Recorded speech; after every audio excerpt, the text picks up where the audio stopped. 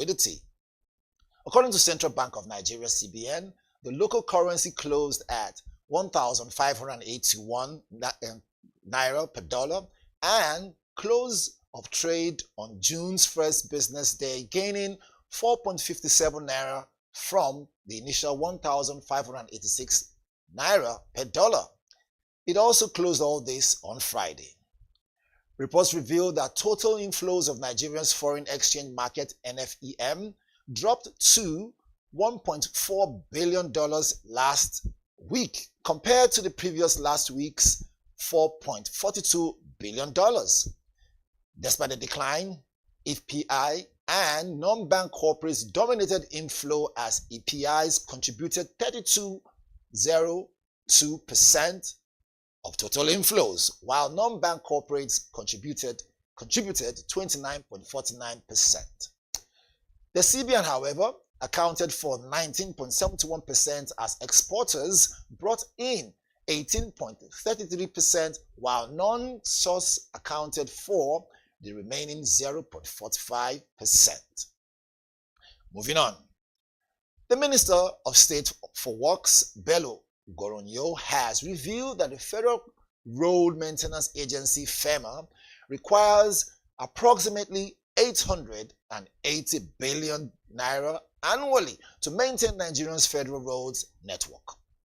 The minister revealed this on Monday, the 2nd of June, while appearing before the Reps Committee investigating the alleged non-remittance of 5% user charge on petrol, diesel, and all other earmarked for federal road maintenance. Goronyo explained that the 5% user charge was designed to provide sustainable mechanism for financing road maintenance and rehabilitation, insisting that the chronic underfunding has left the agency unable to meet demands maintaining Nigeria's expense and other fundings for the road to meet up infrastructure. Still on, the Minister for Federal Capital Territory, FCT, Nyesom Wike, has boasted that nobody has the power or powers or authority to suspend him from the main opposition party, PDP.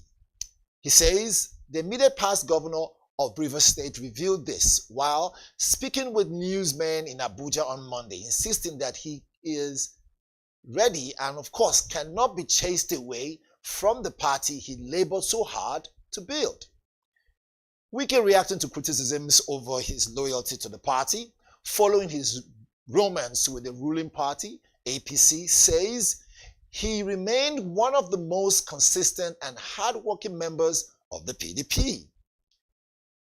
To end the local news, the federal government has declared Friday, the 6th of June and Monday, 9th of June 2025 as public holiday to mark this year's Eid celebration.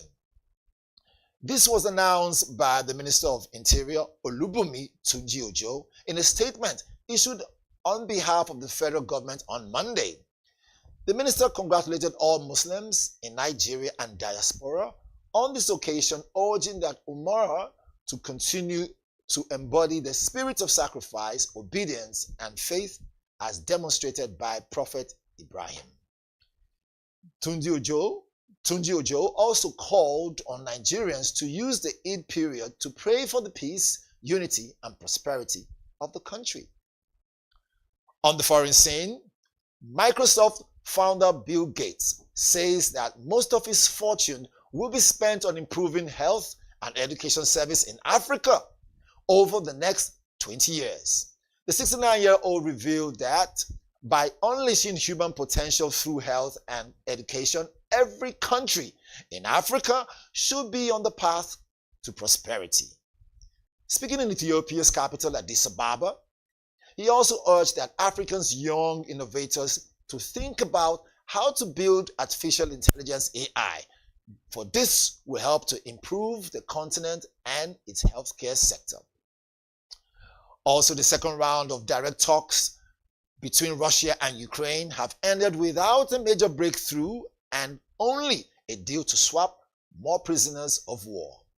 Ukrainian negotiators say Russia had again rejected an unconditional ceasefire to key demand by Kiev and its allies in Europe and the US. The negotiators added that the two countries agreed to return the bodies of 12,000 soldiers. At Monday's talk held in Turkey's city of Istanbul and lasted just over an hour, the two sides agreed to exchange all sick, healthy, and of course heavily wounded prisoners of war, as well as those under the age of 25. On sports, FIFA officially, and of course, and its officials have arrived in Nigeria to oversee a 2-day strategic workshop for football stakeholders.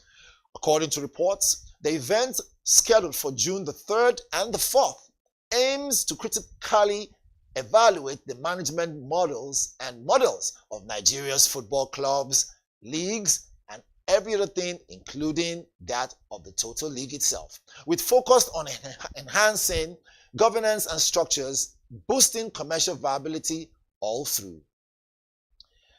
A total of 40 representatives, including chairmen and CEOs from 20 Nigerian Premier Football Leagues, NPFL clubs, are expected to participate, including top officials, for this meeting.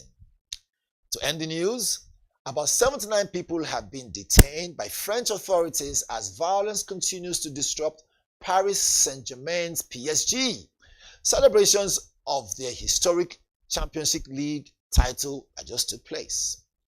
Paris Police Chief Laurent News revealed that some people have barricaded all the areas with a lot of blocks put in place around the ring road, cycling all over Paris, while others ignited fireworks and attempted to vandalize shops and buildings. Following PSG's 5-0 victory over Inter Milan in Saturday's final, more than 100,000 fans gathered in the French capital to welcome the players as nights of unrest followed the jubilant scenes.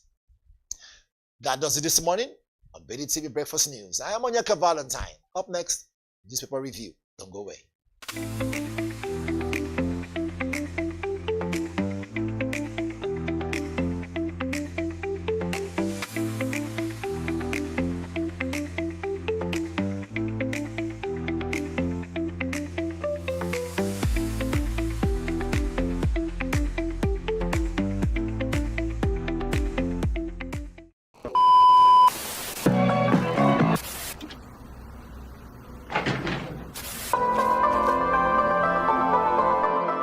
This is the Business Day television broadcast.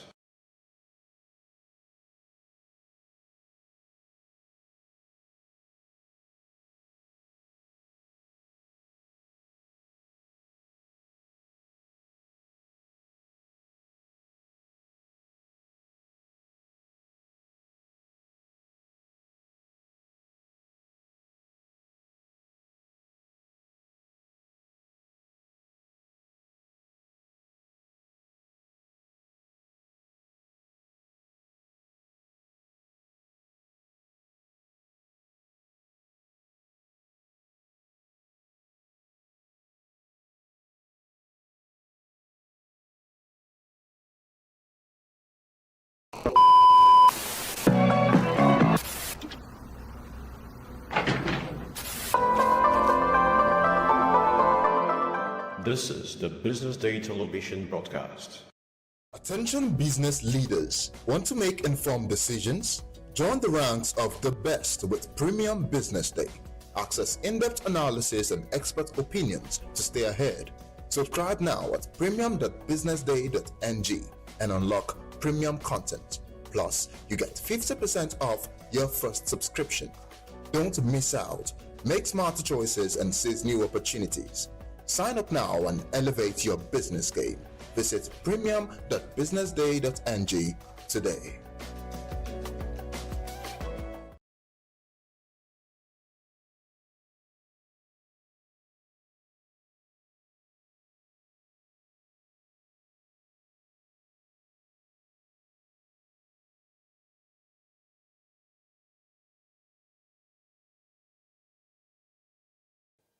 It is with great pride that we have convened this assembly of senior officials, decision makers, and experts within the financial market sector.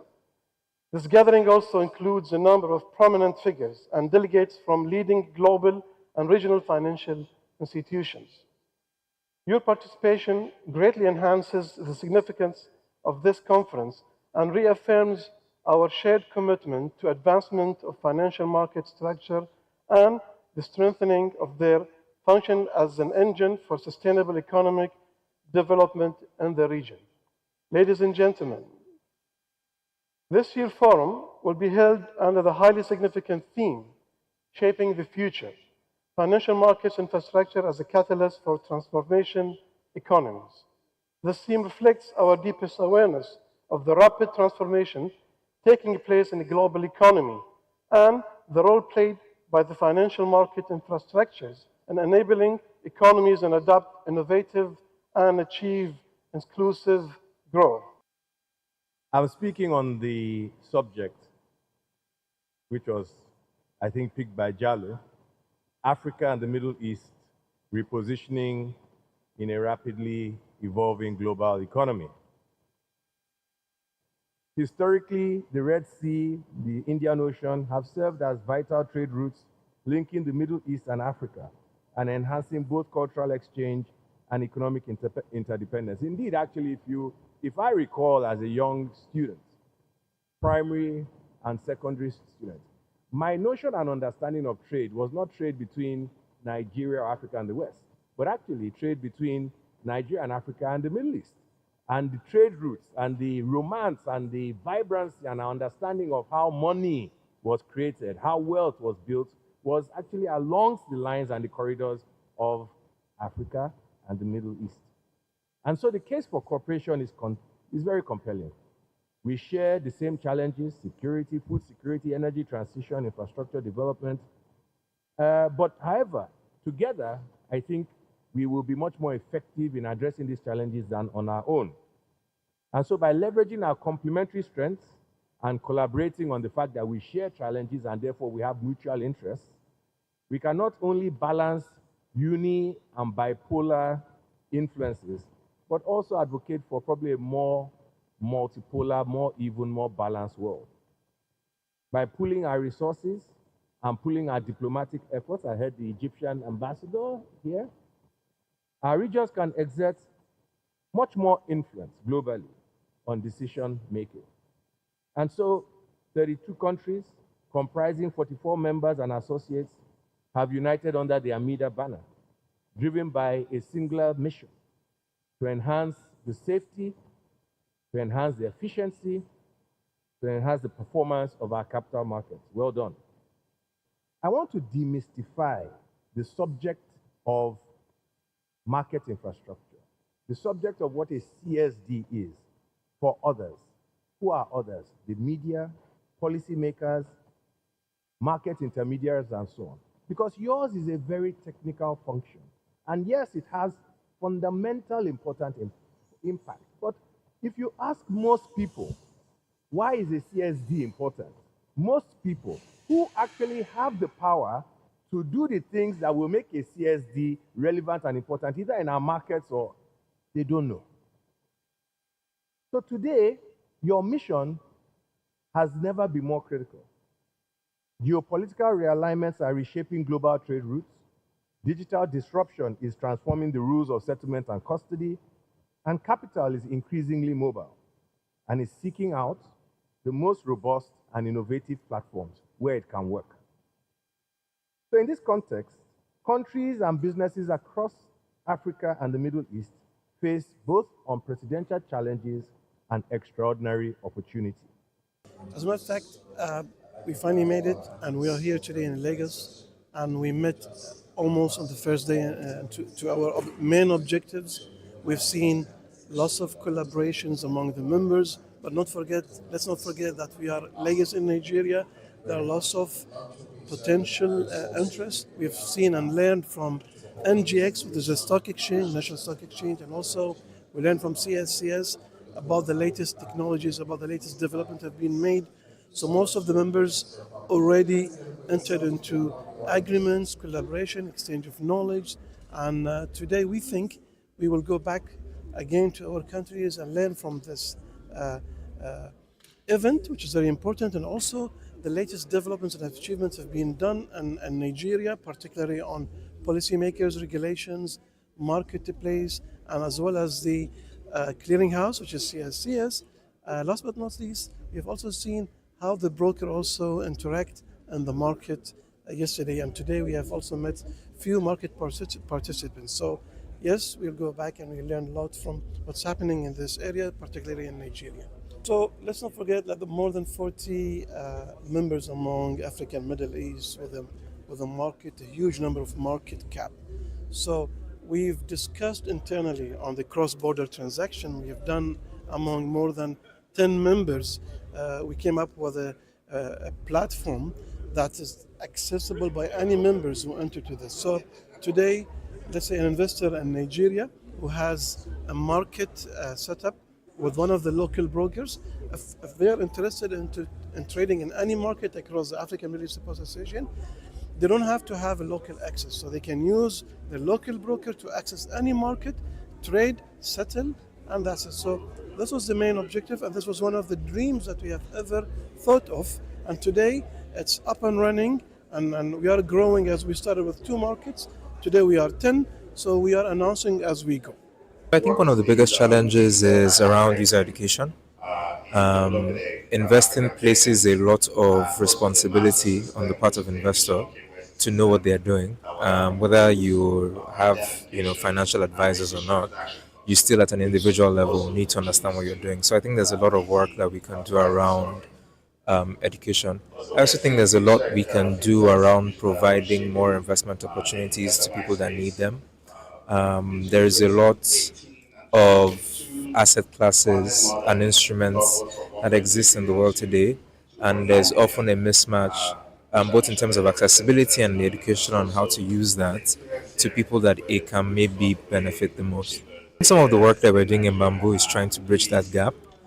We invest a lot in education, providing tools, resources on demand, in person, trying to show people and teach them the fundamentals of investing responsibly, the fundamentals of making smart financial decisions for yourself, and also by providing our app that's essentially free and easy to use, trying to create as many asset classes as possible for people across markets. So today we are in Ghana, South Africa, Kenya, and Nigeria, giving opportunities to, about 1 million people on the platform today. Many challenges, but if I would identify a few, we talk about old equipment, sometimes dated 15 to 20 years old. Okay, we also have the problem of AI adoption. A lot of financial institutions struggle to adopt AI, and usually it's the result of poor API and data quality. We also have the issues of costly regulatory complexities, and this is usually makes the struggle for cross-border settlement to happen, and he also struggles innovation. So these are the few that we can identify in terms of challenges faced by the financial institution in Africa. The capital market has been an engine for economic growth and prosperity for a lot of countries because it provides you a platform to crowdfund, to raise capital at a level that is unmatched. Because if you think about it, if you're trying to raise 1 billion naira and you're having to go to individuals to fundraise, that's a lot more tedious work than if you go to a platform and be able to raise money from people who have not even met you before, but they are putting money based on what. And the government is doing a lot in that regard. Mr. President, one of the Mr. President's key interventions in this that is crucial to this space is the laying of 96,000 of broadband infrastructure across the country. What that means is that you can be in the middle of anywhere in Nigeria and be able to access internet because a company now can now ride on the trunk infrastructure that have been invested in building a mast or extending the network to far off places, so people can now connect no matter where they are. I mean, look at what mobile phone did initially in bringing people who were in the hinterland and the villages and being able to connect them.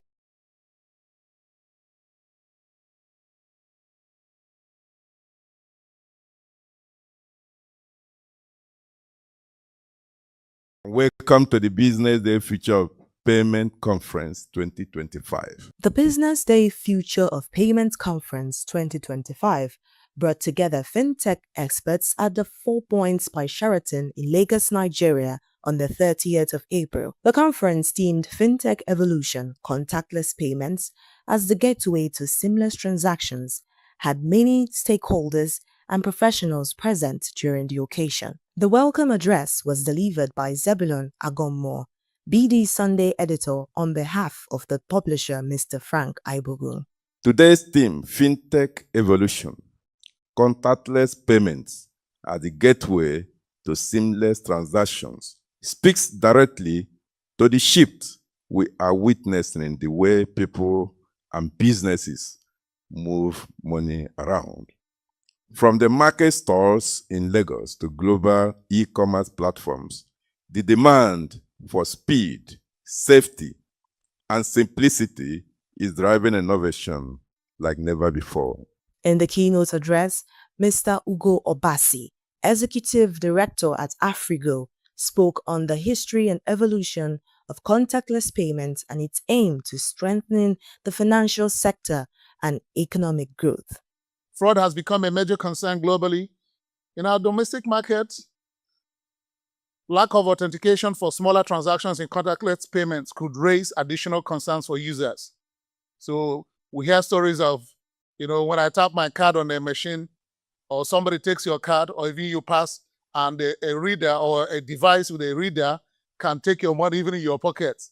So some of those things are myths that we have to address. The Managing Director and CEO of Red Tech Limited, Mr. Emmanuel Ojo, gave a presentation on future of payments and the changing role of technology in driving innovation. There are predictions that in the continent, by year 2030, the growth of young Africans would have increased by 42%. And predictions have it that by year 2100, the growth would have increased by 181%. The reality is that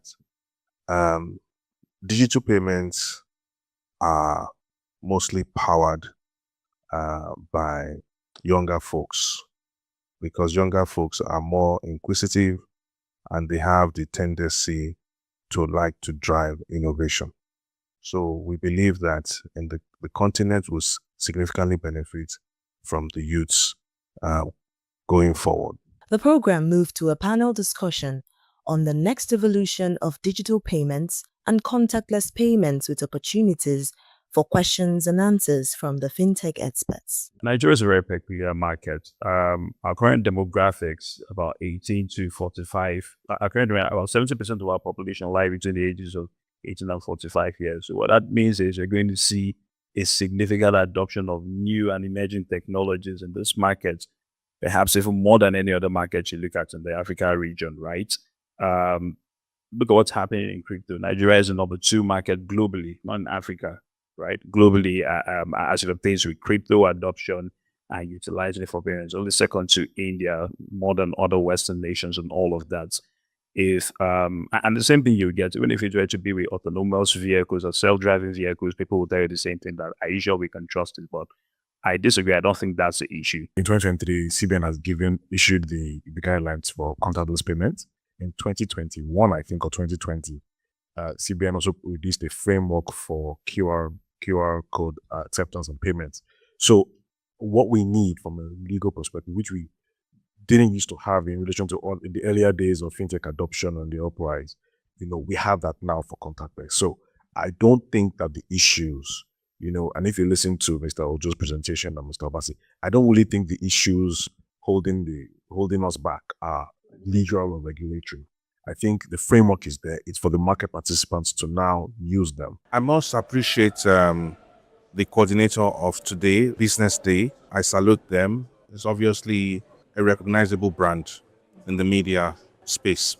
And also, I must also appreciate all of the participants, particularly the representative of the MD of the Nigerian Interbank Settlement System, the Mr. Premier Oiwo, represented by Ugo, the speaker before me, who was able to give us the journey so far in terms of digital payments and the evolution of the digital innovation products in Nigeria.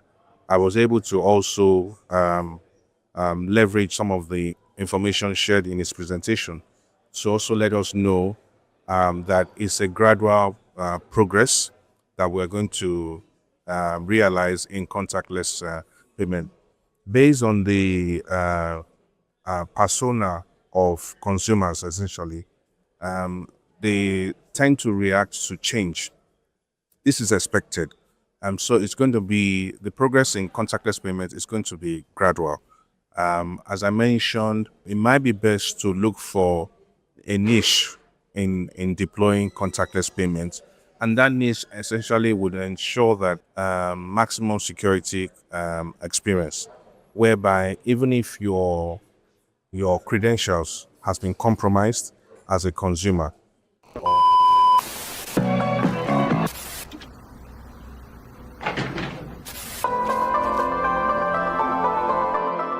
This is the Business Day television broadcast.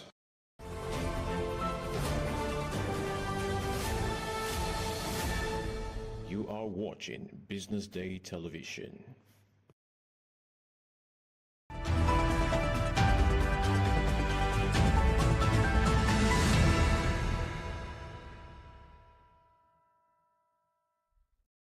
Welcome back.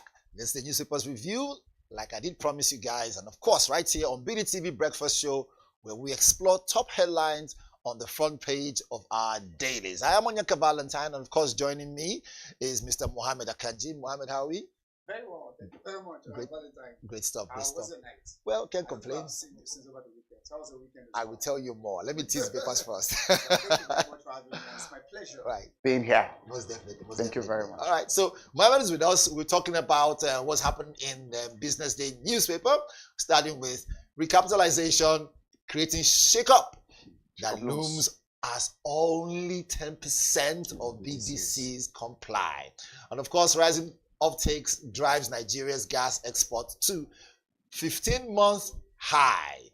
It says fewer doctors, drug cost deepen mental health crisis. In the Punch, we also have Wike's Tinubu's endorsement sparks opposition firestorm. Well, getting more interesting. And of course, even though we don't have it, but we do have it. I'm just mentioning The Guardian here says 97% of public varsities default in online visibility transparency order. Mohammed, does that sound juicy to you? Of course. I mean, they are, and quite loaded, and a lot of interesting talking points that we can see. Maybe, I don't know where you'd like us to start from. Let us because I mean, see. you've teased around across papers, and it would be good. We have like where you would really prefer us to be able to start it from. Recapitalization. Yes. It says shake-up looms as only 10% of BDCs comply. I Now, think there's a rider to the story. Yeah, right? there is. It says operators appeal to CBN for deadline extension requirements review. I mean, it's straight to the point. Okay. But my own question is simple. Do we always have to be afraid of some shake-up and every other thing, especially when, things like this happen? Okay. Or Thank you very much. Is the big war just the big war that can kill a small dog? So thank you very much again for having me, and it's actually a pleasure for being here. So part of the CBN mandate, the Central Bank of Nigeria, is to ensure that at every point in time you review the capital base of major financial sector players. I mean, it's the usual trend everywhere in the world. It's a global standard, a global practice, to ensure that you're actually able to give them that impetus to access, big ticket transactions, to be able to mitigate risk, and to engage in a lot of fund mobilization. Now for BDCs, who are more or less like our operators, the bureau they change, you want to be able to change your dollars, your pounds, your euros. Last year, exactly around a year ago, in the 3rd of May, the central bank announced an upward review of the capital base. Okay. That is for you to be able to start up a bureau de change operator in Nigeria.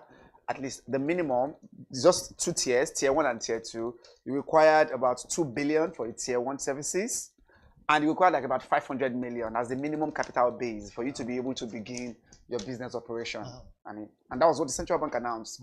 Initially for a 6-month period, which is expected, starting from June 3rd last year, then expected to be able to last till December 31, 2024.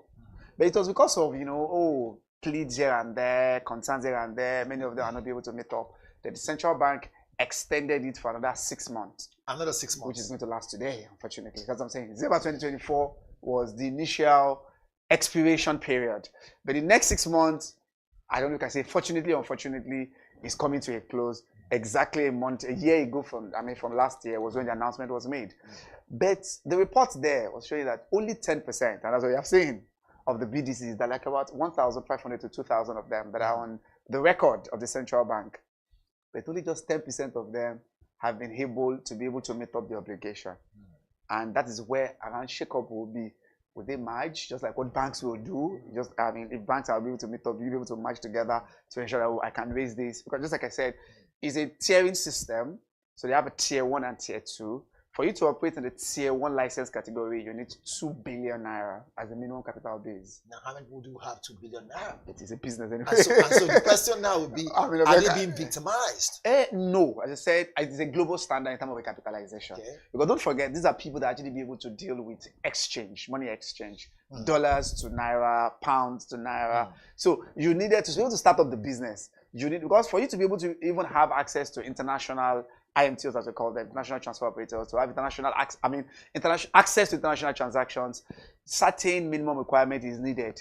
You want to get loan from the bank. The bank needs to be able to see your books to ensure that, are you liquid enough? Are you well financially stable enough to be able to even take up some of these loans, for example? Or you want to engage, just like I said, foreign transactions. They need to be able to look at, can you engage in such big ticket transactions? I have another question. Okay. Just before you continue. Okay. If I don't know if when last you changed the dollar and all that stuff. But maybe like 4 months ago, I think February was when I did the last one. So when you approach your regular change guy, you now realize that they have some challenges. Most of them find it difficult to even get the dollar itself. Okay. And so if it is difficult to get the dollar for people who want to buy the dollar off the, what they call it, quote and unquote, the black market, kind of, right? If they find it difficult to get the dollar, wouldn't that affect, right, the pricing, which it does most definitely? Of course, it does. That's what power markets will be.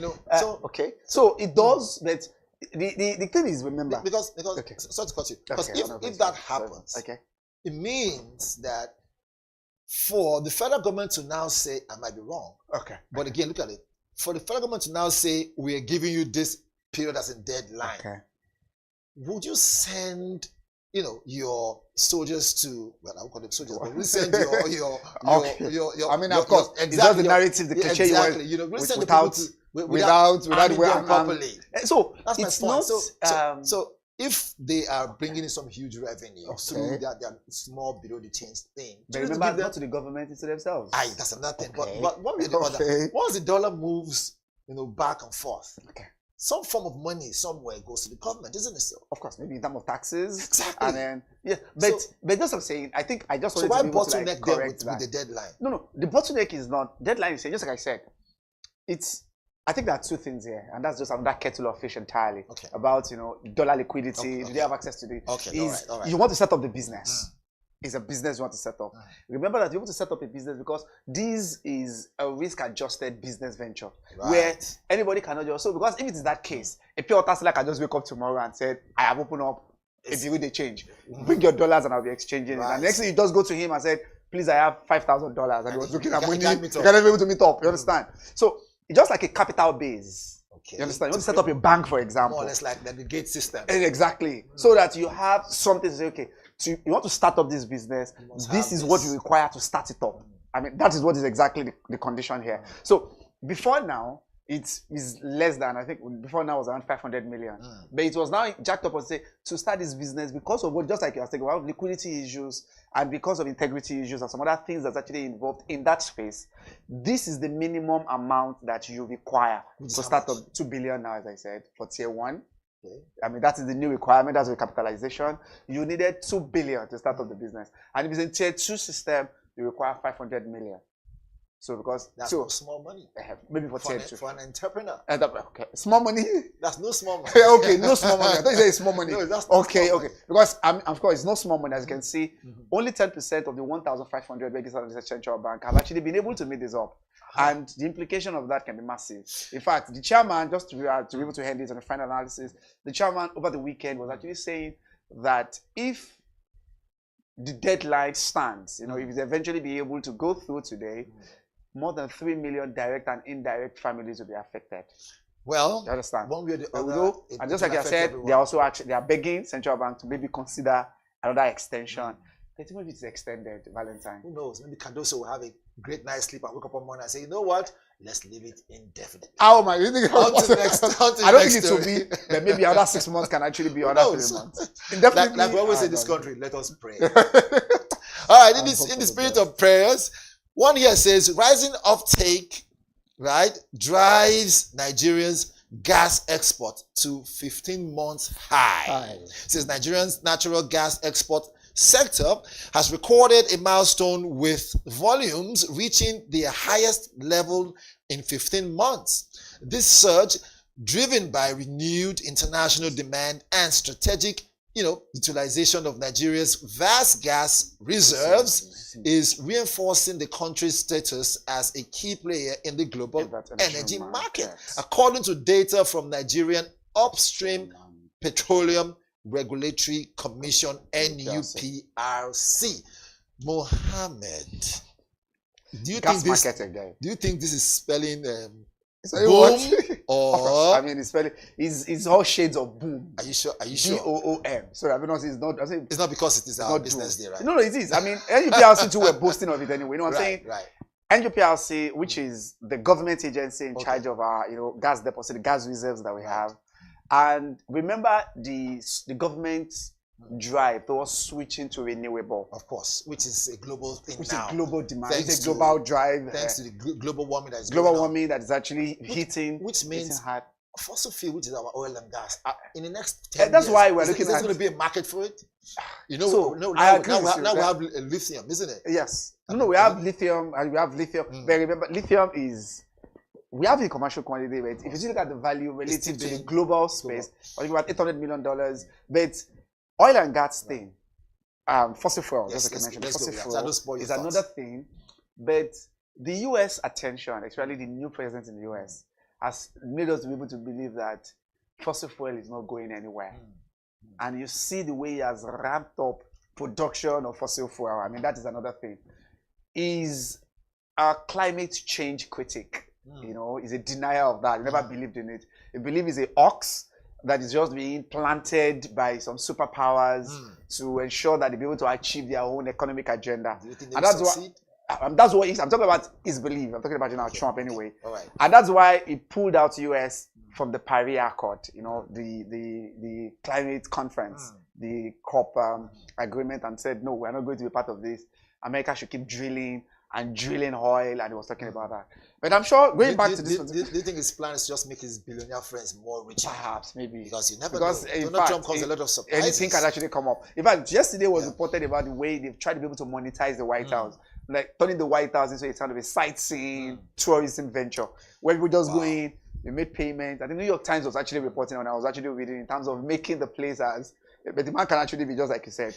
His business acumen. Anyway, speaking of business, yes. The Punch has something in it. Let's see what's going on there with the Punch. It says, which is a grand one. I know this is the part where Mohammed do like this to fire on now. It says, weakest Tinubu endorsement. I'm firing Valentine. Thank you very much. I love that. No. Because I mean, the way you just have to look at like a juicy packet. Thank you. Weakest Tinubu. It says, well, that's what it says. It says, weakest Tinubu endorsement. It's right there in the papers. You guys can see it. Right? So it says, weakest Tinubu's endorsement sparks opposition fire. a storm. Oh my God, Right. was really a sight yesterday. Right. I think behind the scene we're talking about it that I don't know, I think it's a monthly thing. The man does it now. I'm not so sure, but the last 3 months you see that every month he's always able to have ministerial. I mean, Wiki's media chart. Maybe I call it that, the ministerial media chart. And then there were a lot of, what can I call that? A lot of expose, a lot of, what I call it, secret, firestorm. That was a lot of attacks as well. Ritualic attack on, of course, PDP, which is where it belongs. Because for now, it is still unclear where it belongs anyway. But yesterday gave me some signs, as to where exactly. Yes, he ended it by saying he's a national asset and he's going to campaign for Tinubu in 2027, which is, he has made that obvious, and he kept mentioning that. And I'm sure you'll be able to say that there. But another thing that Jeff mentioned was to be able to attack the National Executive Council and some of the bigwigs, the political juggernauts in PDP. In fact, mentioning them by names. For example, saying Baba Bode George. I'm sure that's a very elderly man. That if he has no job, he just be sitting there reading newspaper.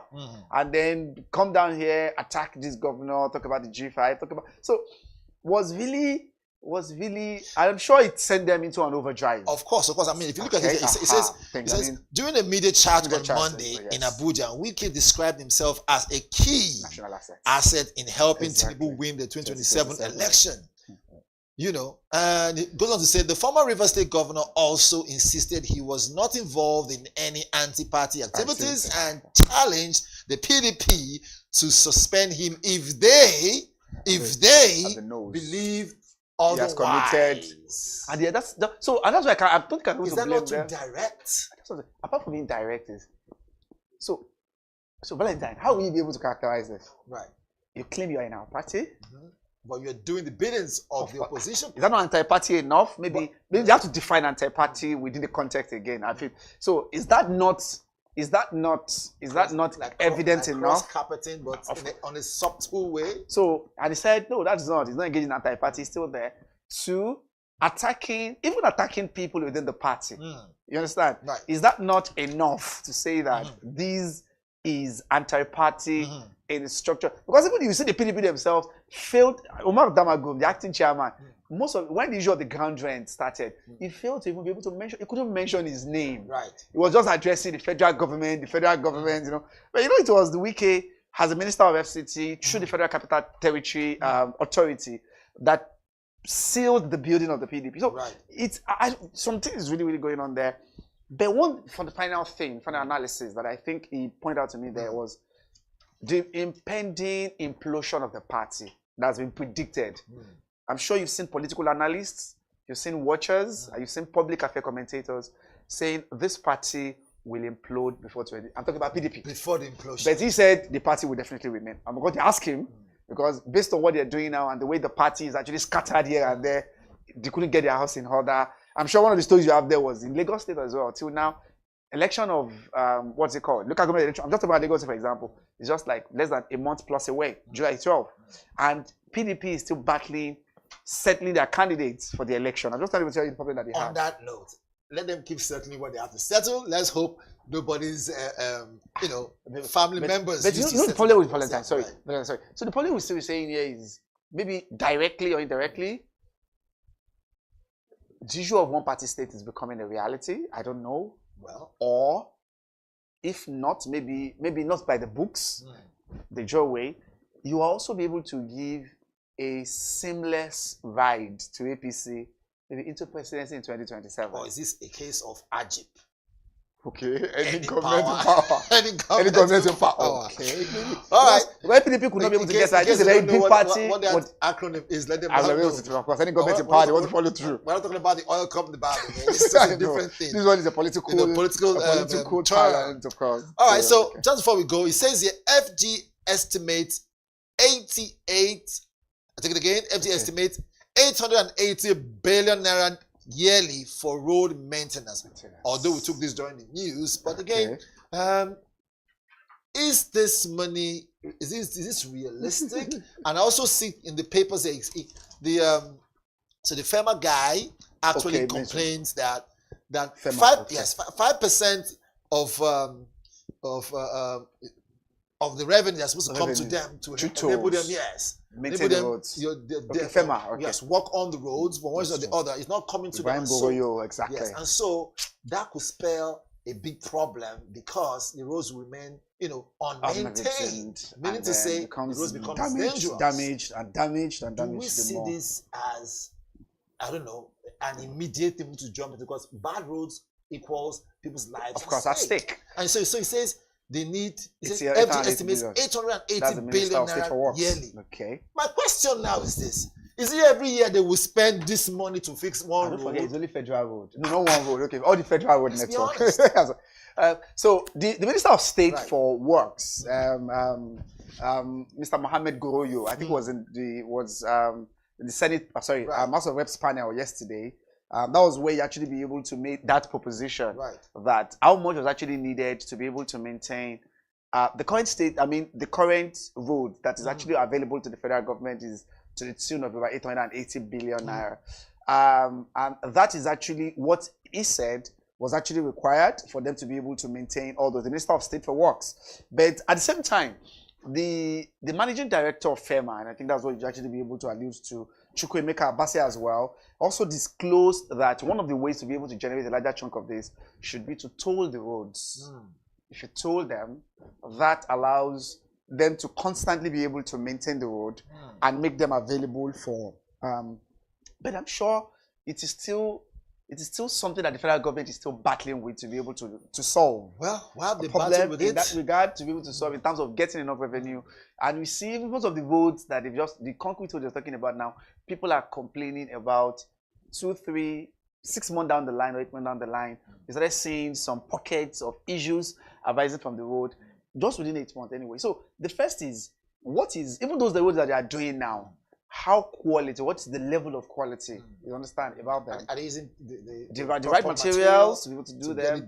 Before we talk about maintaining. I'm not an engineer, but I can tell you that the normal bitumen put on the road as a den, right? What's it called? The bitumen. Yeah, they put normally on those ones, yes. Right now, I don't know if it's the machinery or the vehicles that apply the roads that make the roads just get damaged up to 6 months before they come back to the same matter. But when it is casted with proper iron rods, now we begin to see that it might last even more. But that's what the Minister of Works is saying. It's capital intensive. Very capital intensive. Concrete roads. Let's move on to the next story because of time. This one here says, again, not too good story. It's putting Nigeria on the kind of red flag. He says here, 3 Nigerians back 15 years jail term for fraud in India. It is India. Oh my God, I'm sorry. Sorry for that. I mean,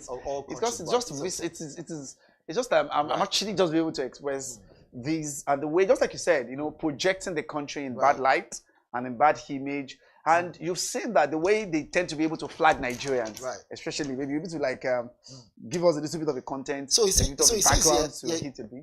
here, NDL officials, that's the wrong one.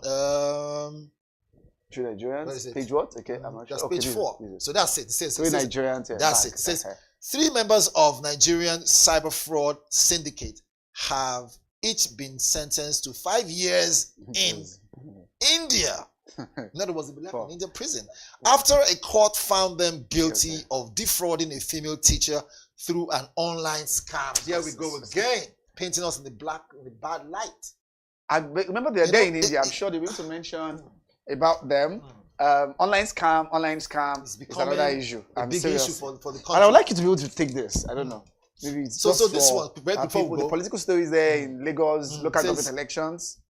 Beneath the punch there, it says Lagos APC LP in turmoil as PDP eyes LG polls upset. Maybe people need to look at that. What do you think about that? Of course. I mean, because they in the interview they granted Punch yesterday was just trying to be able to take advantage of the crisis that is actually embroiling Labour Party and APC. But we know that Lagos APC is still the party to beat. But they are in upset.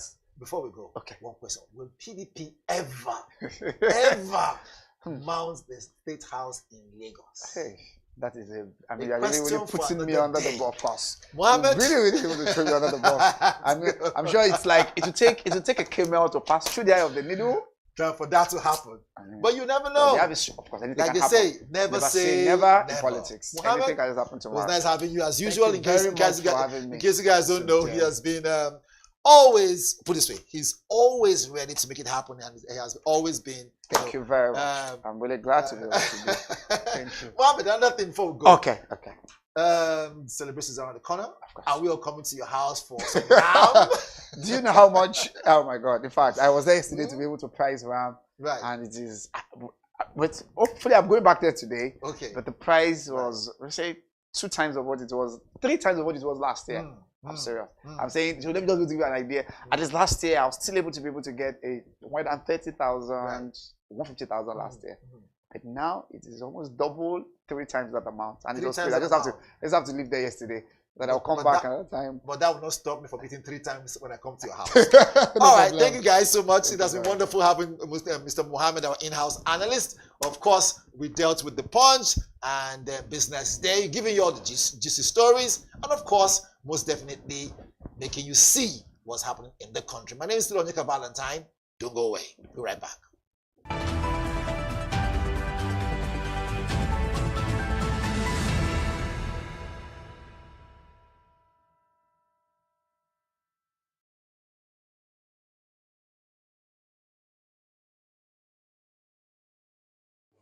First of all, I'm inspired by the fact that young people, bright, intelligent young people are starting to take an active interest in agriculture. They can see the money. They can see the passion. I can see the passion. So for me, that was a major takeaway. Then, of course, we know what to do in agriculture in Nigeria. We've had hundreds of seminars and symposia about it. What we need to be doing now is to start identify our destinations and start having seminars to decide how we will achieve our preset denomination, rather than trying to, by the grace of God, been able to bring thousands of farmers back into active business. Well, there's a lot of government can do, and I know they're doing a lot. I'm aware that there's quite a lot of effort, but like I said, we need to move away from creating ideas to implementing the ideas we already have. And for instance, energy. Why is a farm in Nigeria paying an energy bill? In many countries, energy for farming is subsidized. The road networks. We were fortunate, the Oyo State Governor, Engineer Sheyi Makinde, visited one of our facilities and saw how horrible the road was. And we're glad to say that that road has been commissioned now. But how many people have that benefit? So infrastructure, government can help us with, and also the right environment, the economic environment. Government has no business doing agriculture. They have every business facilitating the production of food to get to the average Nigerian at the lowest price. And I wish them all the luck, all the best in the efforts that they're currently on. The need for us to immediately future-proof our agri systems and make the country more food secure. We need more mechanization. We need an ecosystem of value chain actors coming together to build this. We need farmers to become more clusterized for interventions to work in a scale. Oh, very fantastic. So we work across 10 states in Nigeria, provision through cooperatives. We service flour mills of Nigeria, Coast rice. These are some of the biggest growers in the country. We provide fit-for-purpose mechanization from land preparation to harvesting services, and we have seen an increase in yield. Now, we deploy these solutions with an intent for the farmers to succeed, thereby becoming partners to the farmers for the future. We are at the verge of launching our e-commerce platform. It's called the Correct Farmer Platform for farmers to access these products from the comfort of their homes across board, and the growing population of farmers that we have needs to, to have these tools at their fingertips. the government needs to use their policy more consistent. That's all. Well, the topic is the future of agriculture in Nigeria, and I just spoke on a panel about future-proofing Nigeria's food security. There's a lot that we have said, but I think the major thing is we need ecosystem players to collaborate so that we can scale, because it's easier to solve the problem at scale than acting fragmented. And of course, beyond that, we need government to be more of a facilitator to bring ecosystem players together, ensure that incentives are well aligned for all players to play. And those ecosystem players will include service providers like input suppliers, from mechanization to fertilizer to seed, then to financiers, financial institutions where I sit. For example, we have funds, and then we provide loans to trade finance trade finance loans to commodity exporters, and we finance a number of companies in Nigeria. So you bring financiers together also that way, and then you bring companies that want to scale agriculture, want to invest in the sector. You bring them together and you align incentives for everybody. But we need to start doing things at scale.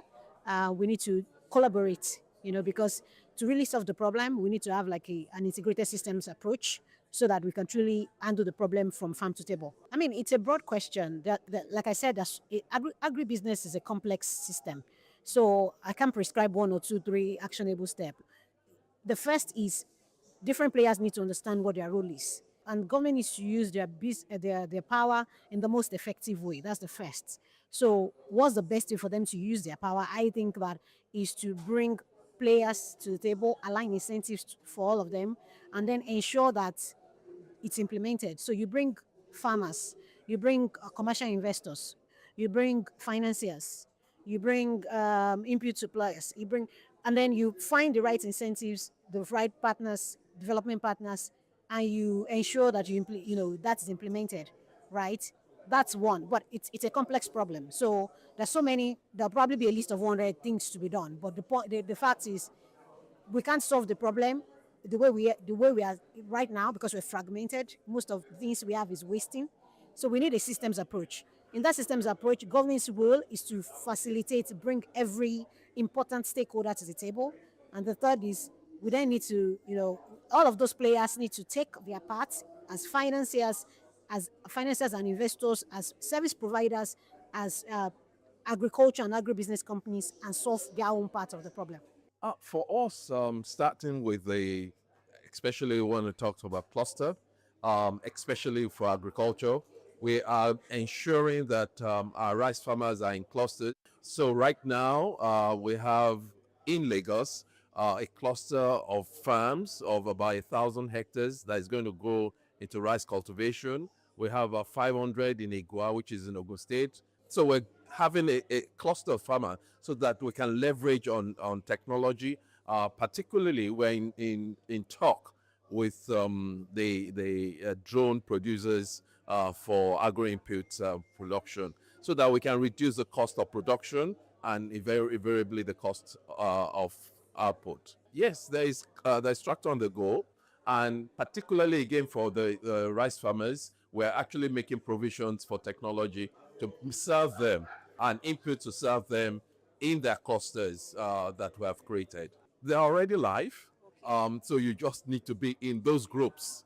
You have to be a part of the cooperative, part of the farming community in those groups where they are. It reinforces the fact that stakeholders need to meet, to discuss, and forge a way forward, and particularly planning towards the future, which this conference is all about. The future of agriculture is propitious, but we need to plan, we need to talk about it, and most importantly, hammering on getting on action. Yeah. Technology comes in different forms and in shape.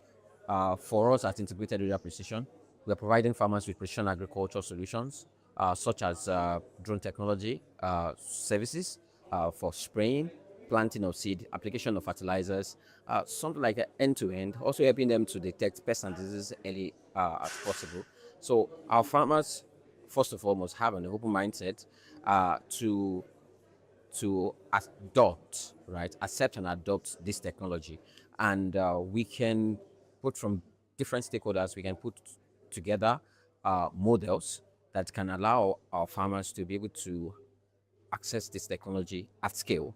I mentioned during my speech, we need to move to cluster farming, move our smallholder farmers from a fragmented system of production to a clustered system of production that allows them have access, easy access, right, to these technologies. And not only technology, interventions from the government, they can policies can be focused on them, and they can be able to have a voice, right, that is aggregated, with that is and strong.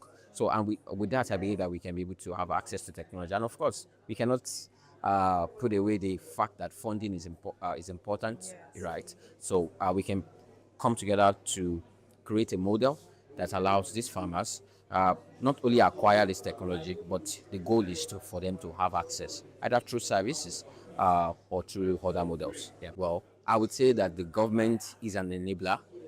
The government enables by creating the environment, the enabling environment. And what do I mean by enabling environment? The policies, right? The policies that make technology to strive, the policies that allows our farmers to work more efficiently. And working more efficiently, talking about cluster farming, we're going to be talking about land clearing and land development, and that is the responsibility of the government. And because the government is the owner of the land, right? So the government needs to do that and not moving away from land development into supporting farmers with, with the technology that can allow them to grow productively, at scale, and more importantly, sustainably. So that's where government can come in. Okay. What's the difference? Well, this is 2025. One, but from our assessment, I can see the crop of stakeholders and professionals brought, in the room, and I believe that this is a hot pot, right, where these issues are being discussed, and I want to hope that from here we can be able to get into action, actions that result into real impact on real people, right? So beyond just talking, I can see the crop of people that is really significant and commendable. But what's going to be more important, and what I hope for through this conference, will be translating this discussion into action, right? We can see government, we can see private sector individuals, we can see development organizations who are interested in the agricultural sector. Yeah, we can be able to make things work. Like I said in my presentation, all the stakeholders in the agri ecosystem in Nigeria, especially the government and the private sector and investors, need to come together to a round table to discuss the possible investment available for the mechanization ecosystem, especially for making tractors available to smallholder farmers, affordable tractors. If we have tractors that farmers can easily pay for, all right, it will reduce the dependency on on crude equipment. Okay, so the call to action is for every player in the system to sit down on a round table and discuss how to make this possible. If it is investment, bring in your investment. If it is policy, how can government policy improve and impact positively on the availability of tractors? Can we, by policy, increase the number of tractors available to farmers across Nigeria?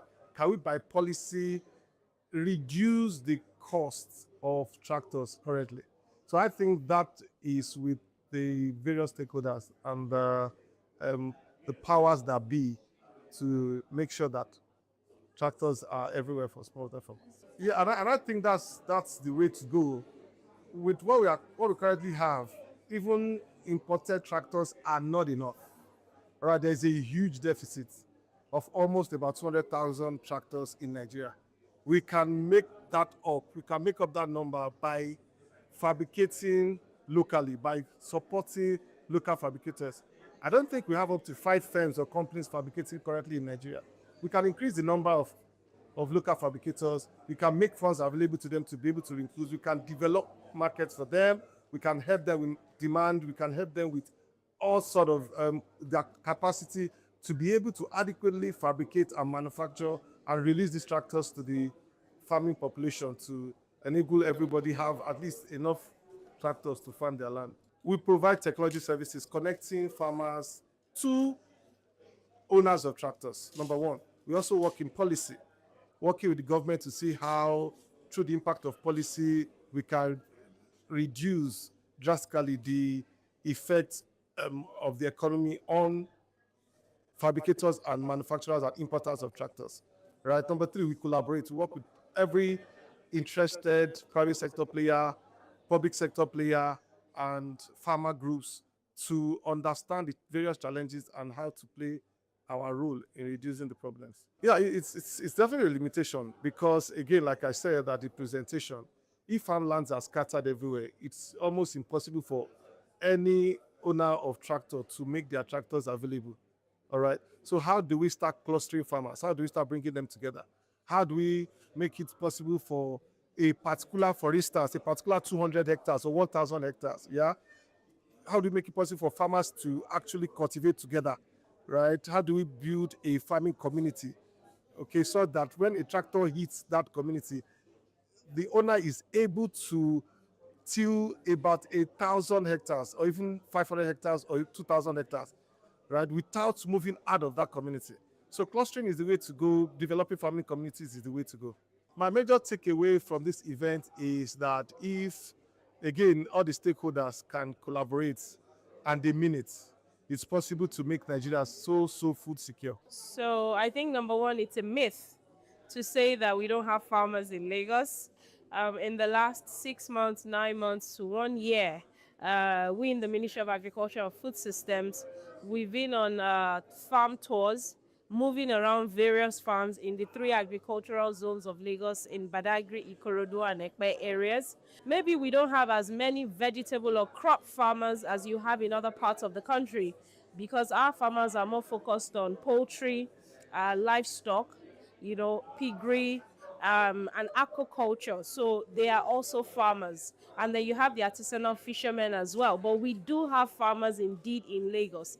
In the Ojo axis, for instance, Badagry, you have a lot of vegetable farmers. In the Ekpe axis, Ikorodu axis, you have a lot of aquaculture and poultry farmers. And in other areas, you have pig farmers as well. So number one, it is a myth that we do not have farmers. Being here today at the Business Day Summit, moving Nigeria from food scarcity to sufficiency and what have you, it just consolidates everything we have been doing as a Lagos State government under the leadership of Mr. Babajide Olusola Sanwo-Olu, putting together a market-led transformation. I was very happy that in there, one of the panelists had mentioned that systems and building the right kind of systems for all stakeholders within the value chain is actually what is most critical, rather than giving silo-led interventions, which is what is the norm. And having a market-led transformation system is actually the fulcrum of all we are doing in the state government in Lagos State. And essentially, it is harmonizing all the efforts of value chain actors. So you're talking about logistics providers, you're talking about storage facilities being made available, you're talking about input providers, you're talking about market actors themselves, the market men and women, you're talking about aggregators, you're talking about financiers, you're talking about everybody and anyone you can think of in the value chain that would ensure that your food moves from the farm to your table. That is the essence of having a market-led system, and that is what we are doing in Lagos State. Building the largest food logistics hub, which will cater to the aggregation that is required to be able to consolidate all holdings around food and ensure that at least we have a minimum of 180 days of availability of food if there's a disruption in the system. Yes, would that guarantee? That guarantee drop in prices? Yes, that's the whole idea, because when you have enough food available, it means you take out fluctuations as regards availability. Also, you have preservation in place because you can't store food without having the right preservation technologies in place. At the same time, the price point at which you buy, it means you no longer are subject to demand and supply fluctuations or even climatic conditions, because you have the foods available year round, and for that reason you can actually stabilize prices. These are areas we have seen are critical to the overall ecosystem in agriculture, and this is where we are putting our monies behind to ensure that for the entire Nigerian space, and when we talk about agriculture and food availability, Lagos is at the forefront. We understand our place as the largest market in sub-Saharan Africa, and we know that we must also collaborate with other states that have the capacity and capability to be able to provide the quantum of food that is required. So this is not just a silo game. It is for all of us, private sector, public, non-governmental, civil society, for all of us to partner, come together, and ensure that we have food available for everyone. So I hope I have broken the myth for you, but I mean, it's left for you to come and see what we are doing in the space, but we indeed do have farmers. I mean, come out during World Food Day celebration and you'll see that Lagos does indeed have farmers. No, when you say eggs are expensive, in Lagos, we just rounded up the Onje Eco Farmers Subsidy Program, where we actually subsidize input feed for poultry farmers and aquaculture farmers. We gave a 25% subsidy.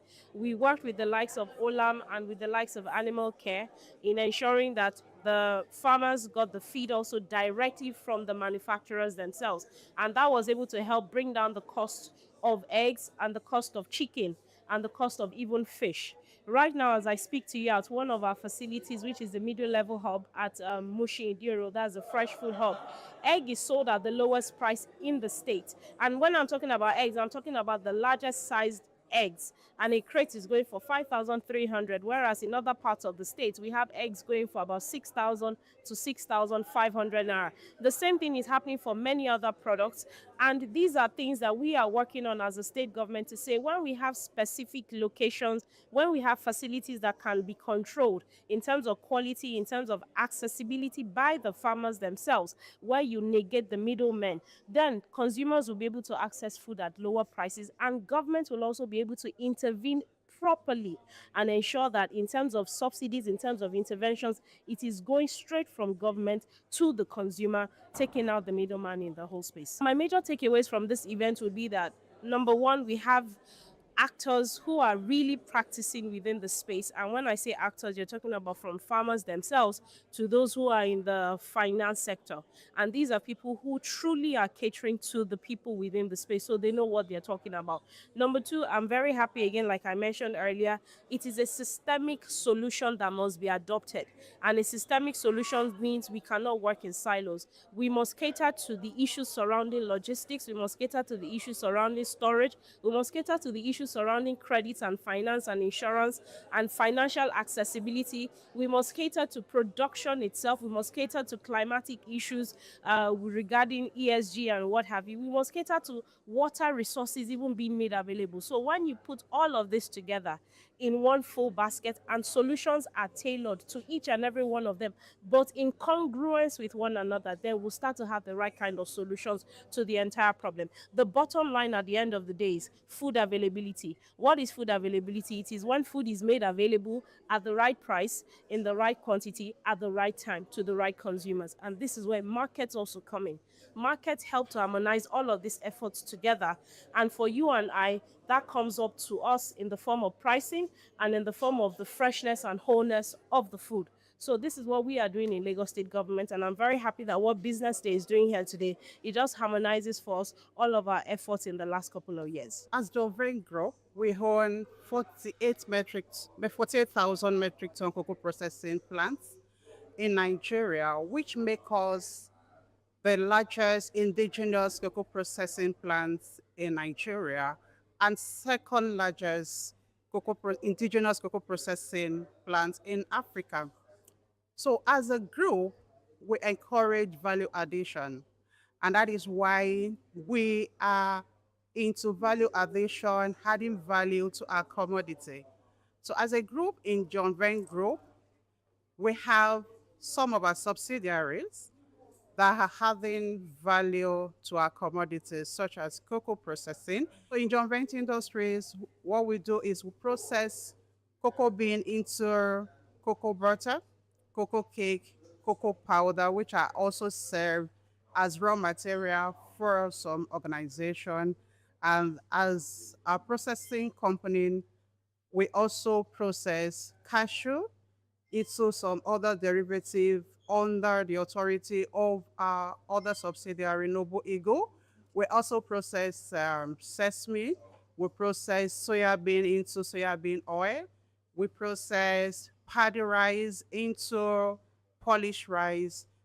And with this, what we are doing is to encourage value addition to our commodity and also to discourage food importation. We are encouraging local food production within the agricultural sector and also to encourage the smallholder farmers into farming and also to encourage the youth to go back to farm because by adding value to all this commodity, we are also encouraging people to come and rather than exporting the raw commodity abroad. In John Vane Group today, we are partnering with over 15,000 farmers, and by 2030, we have a target of partnering with 150,000 farmers, and which means that in long term, we are encouraging more smallholder farmers. And also within our schemes, we have a scheme in John Vane Group. We have the in-grass schemes, and we have the hard-grass scheme. We are doing this to encourage farmers, especially from the small orders to the mid-level and to the large farmers group. And in John Vane Groups today, we are encouraging cooperative settings. We are encouraging farmer groups in such a way that our farmers, especially both in our hard-grass farming scheme and in-grass farming scheme, we have different farmers group and we have different cooperative. And we are not stopping at that. As I speak to you, as of last week, we still have a team on the field encouraging cooperative formation so that we can have more farmer group within our group to encourage smallholder farming system within our business. Yeah, in Nigeria today, farmers are suffering up to 40% post-harvest loss. We realize this as a business, as John Vane Group. And that is why we have built and we are still building small warehousing units in every community where we have our farmer group in order to avert the challenges of poor road, like you mentioned. Before they bring in their commodity from the farm to the town or from the farm to the market, there are lots of losses. So in order to avert this, in each of our community where our cooperative and farmer group are established, we have many warehouses for them. And also through our logistic arm, as a business, we also have our logistic arm named Even Hauling, where we have over 100 trucks. So we have access to easy logistics. So through this, we move all this in bits from their local warehousing to the factory and also to the mega warehouses in the city. We also, through our transportation system that we currently established, we also encourage farmers and make transportation easier for them for moving their products from their farm to the local warehouse and also to our mega warehouses in the city and also to the factory for processing. Yeah, so our business, we are into both local processing and also into export of the finished products. So like I mentioned earlier about the losses that the farmers are encountering and faces on the farm, you also mentioned poor road infrastructure. So we need the government to intervene into all these challenges. This John Vane has provided solution to logistics, but how many can the private sector do? So we want the government to come on board and assist the smallholder farmers. Yes, there are schemes that we as a business have established to help these farmers, but we can only do this to the farmers under our group. I mentioned earlier that we are looking at 150,000 farmers by 2030. But in Nigeria today, we cannot reach all the farmers. We cannot provide solution to all the problems that all the farmers in Nigeria are facing. So we need the government to come on board and assist the private sector in order to help the farmers. Government might not be able to reach these farmers directly, but we have a chain where we can reach these farmers directly. We already established that platform where we can reach these farmers directly. And in another way of where the government can come in, they can assist with either no interest or very low interest loan, where which we can, or this can come through us to the farmers because we have a well-established microfinancing system whereby these farmers can get this loan without interest. Even as a business, as I talked to you, we give our farmers no interest loan. So if a business, a private sector could do this, then government can also do this. So we need the support of the government in this line, and also to improve infrastructure, good roads, good good roads, to solve logistics problem, and this will also encourage the youth to remain at the farm, and it will also reduce urban migration. The farmers will have peace of staying over in the farm. Yeah, so I mentioned that by 2030, we are looking at partnering with 150,000 farmers. And I also mentioned that we need government intervention in building roads, providing irrigation, providing potable water for farmers, making farmers' livelihood better. By the time we have support for 150,000 farmers in the food sector today, you will see the impact in the life of people, not now, not even in the farmers alone, because food will be accessible for the community where these farmers are. Even in the nearer community to where the farmers are settled, there will be enough food supply. The farmers and the community livelihood will be better. And as John Vent as a business, because these are our farmer group, the commodities that we trade in, there will be sufficient raw materials for the business to process. And through this, it's a chain from the farm to the business, from the business to the government, because when the business makes money, then the government will also take some taxes. So it's a chain. Yeah, so what we have done and what we are still doing is to ensure that we partner with both private investors and public investors. Recently, we partnered with BRI, and last year, we also partnered with IFC, and we also have some personal investors that are willing to partner with us because of the good work that the business is doing. Yeah, so in Nigeria today, agribusiness have access to maybe about 5% lending from commercial bank. And because our major commodity in Joven Group is cocoa processing is highly capital intensive. So because of this, for our business sustainability, the strategy we have adopted, like I mentioned to you earlier, is to encourage private investors and also public investors. Like I said, we partner with BII, and last year, we also got some funding from IFC and from some commercial bank. And because of the highly intensive how the capital is, we are hoping for more investors to come into the business, for our business to grow bigger and better.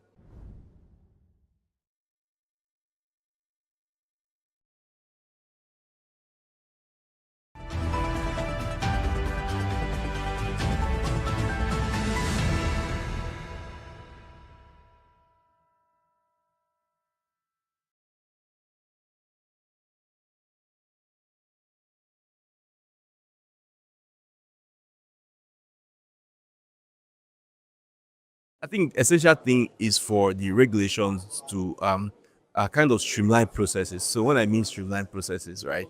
So yeah, make it easier for digital platform or maybe startups, to come into the system, perhaps through maybe a regulatory sandbox, right? So regulatory sandbox is a very safe environment where solutions are being tested in a controlled environment by regulators, right? Where issues are actually troubleshoot, products, challenges that product could face are actually experienced within a controlled environment, and you know having a regulatory sandbox or implementing a regulatory sandbox for digital platform, I think it will go a long way, to help the growth of digital platforms in the country, and also keep them better equipped, right, to scale on a larger basis, whenever they come out, to the general public. Before I go into that question, I need to give kudos to both the government and our National Assembly for passing the insurance bill, right? Which we expect that before December 2025, it will be an act of the Federal Republic of Nigeria, right? So how can the federal government really help the sector? By incentivizing the sector, right? By ensuring that you don't overtax them, right? And if you have new insurance companies coming in, by ensuring that the minimum capital for going into that sector is something that people can actually afford, right? And also perhaps it could imitate. I mean, the FG could imitate what the other countries are doing. For example, Kenya. You see MTBA, you see some of the insurance platform where tax reliefs are given to them for them to really float before they go into general space, right? So again, what else can the federal government do by liberalizing the economy as well, for making sure that the economy is well protected for investors to come in? Because any investor that is coming into any country and you don't have well coordinated rules and regulation, or you don't have a process for your exit upon your investment, it becomes a problem, because a challenge for the investors to really come into the country. So the government can do a lot of things. They could even go into a partnership through the regulators with these insurance companies to bring them to the table to say, what, we want you to succeed in this sector. Let's go into the partnership. Let's identify your problems. Let's find solutions to your problems, and let's take your industry to the next level. The insurance sector rather in Nigeria is they are growing, right? But there's still one or two things that needs to be done for the company to I'm sorry, not company, for the sector, for the sector to get to its destination, right, and be at par with its contemporaries in the global world, right. So, for example, now in terms of a digital platform, in terms of going digital, so globally, most insurance companies can perhaps sit at the comfort of your home and subscribe to a package, an insurance package, pay your premium and all, right. Not all insurance companies in Nigeria are into that. And I think that's what they could do. And one of my takeaways here is that, see, insurance, the time has come for you to open your eyes to innovation. And innovation is the next thing. So innovate, right? Be digital, go global. Business Day, which is the leading business newspaper or finance newspaper in Nigeria today, has been playing a big role in terms of the insurance aspect. The insurance conference is something I've followed, done by Business Day. But this time around, this year, I said, look, we must be a part of it. It's something that we believe and we like. We like the impact. People trust activities or things done by Business Day. So yes, we do believe in that. We have to find the right balance. Innovation, you can't stop innovation. So what you're going to have is innovators are going to be ahead. Then they're going to have the regulators coming in to say, look, regulate what the innovators have done. And I think it's something that the regulators will want to encourage. NICOM, as a regulator in the insurance industry, wants to grow it. We keep on talking about this 1% penetration. I think NICOM will want to grow that 1% to 2%, 3%. And the only way they can do that is to encourage innovation.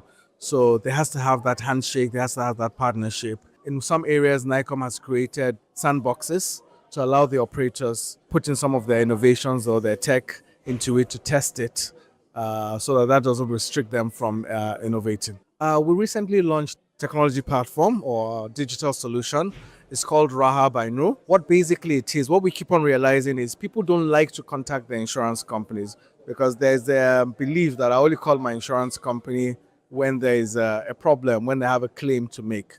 So what our digital solution is trying to do, which is Raha by Nuro, is to provide people a lifestyle to tie in their insurances to their various lifestyles. So there's a reason to continue to talk with our digital solution. So we believe with that, you have more financial protection, financial planning through Raha by Nuro. You're able to do more about knowing more about your motor vehicle insurance, things that come about in it. For instance, today there are various fines that are coming up by overspeeding on various roads, and these are safety issues. These are things that also concern insurance because we believe, if you drive faster, you have a higher risk of having an accident. So through Raha by No, we should be able to encourage people to say, look, these are the new guidelines by the Lagos State or Federal Government of Nigeria. So you have more engagement. We believe our digital solution will have more lifestyle engagement with our clients and our participants. Oh, fantastic. Sometime last year, we received approval from NICOM to provide micro-takaful. Micro-takaful basically allows us to provide insurance to the lowest people. So as little as 500 Naira, you should be able to do that. Now, we understand with our takaful model, it's not just about profit making, but service orientation. So we believe that we've been able to grow as an organization. We believe that part of our services now is to ensure that the small man, little man on the streets of Nigeria, the little man who is working in the farms, who is trading, is able to have adequate cover. They're the ones that are seriously affected when we have floods or fires in the market. They can't survive. So we believe with the micro takaful, we should be able to penetrate these without compromising on our services, our professionalism, our ethics and values as well. Yes, I think so, because apart from the audience that were here, it's a mix of practitioners, media men, and some other group of people. The paper that was delivered by the rector of the College of Insurance and Financial Management really had food for thought that if people put them to practice, it will definitely improve the lots of the insurance industry, and it would help us to get to our place, our dream place, very, very soon, much sooner than expected. If this program had not been held, maybe it would have been longer. But if we put those things to practice, we will definitely have a better insurance industry. Yeah, personally, I don't think so. I think it's because of the economy. Before you can think of insurance, you have to think of your basic needs first: food, housing, shelter, and now the fourth basic need, education for the children. So, but if you know and understand insurance a little bit, maybe if we play it up a little bit, you will know that insurance can actually help you to meet these four basic needs: housing, clothing, shelter, and education. So no, we're not underlooking it. It's just that the realities of times and season is making people to put insurance not as the first four things, but gradually things would improve, all things being equal. Yes, one of the things that government can do is to look at the area of taxation, the taxation of insurance organizations. If they could lessen it a little bit, it will have the insurance organizations, to have more funds to play around with. And with that, we'll be able to do more marketing. We'll be able to do more sensitization. And also, government can also support insurance organization by making the field a little bit freer, because like now we are expecting that is the president would sign into law the Insurance Act 2025. We look forward to having that signed as soon as possible. We know that it's very busy, but we would appreciate if we could just give it a little bit more attention for the insurance industry. If we have that Insurance Act in place, then things will definitely move much more faster for the industry, and it will improve the lots of the economy, because if we're going to do this ritual economy that we're planning to do with His Excellency, then it's high time that we put in more effort on the insurance space to help the government to achieve that trillionaire economy that we're looking at. Yes, it is. And why am I saying that? I mean, there are lots of things that are really happening. I mean, like what you guys are doing currently today, you're creating awareness. And even within the industry itself, is it the NIA? They are creating the awareness. Is it the Chartered Insurance Institute of Nigeria? They are creating the awareness. And even most of the insurance companies that, in terms of the amount of money they pump into their publicity, they are also creating the awareness. So I think it's just a matter of time before people knows the importance of insurance. Because whether we like it or not, protection is very key, either in form of your assets or in form of your life. And if you don't have that protection in place, invariably it's just a matter of time. The person will not really appreciate the importance of taking up insurance.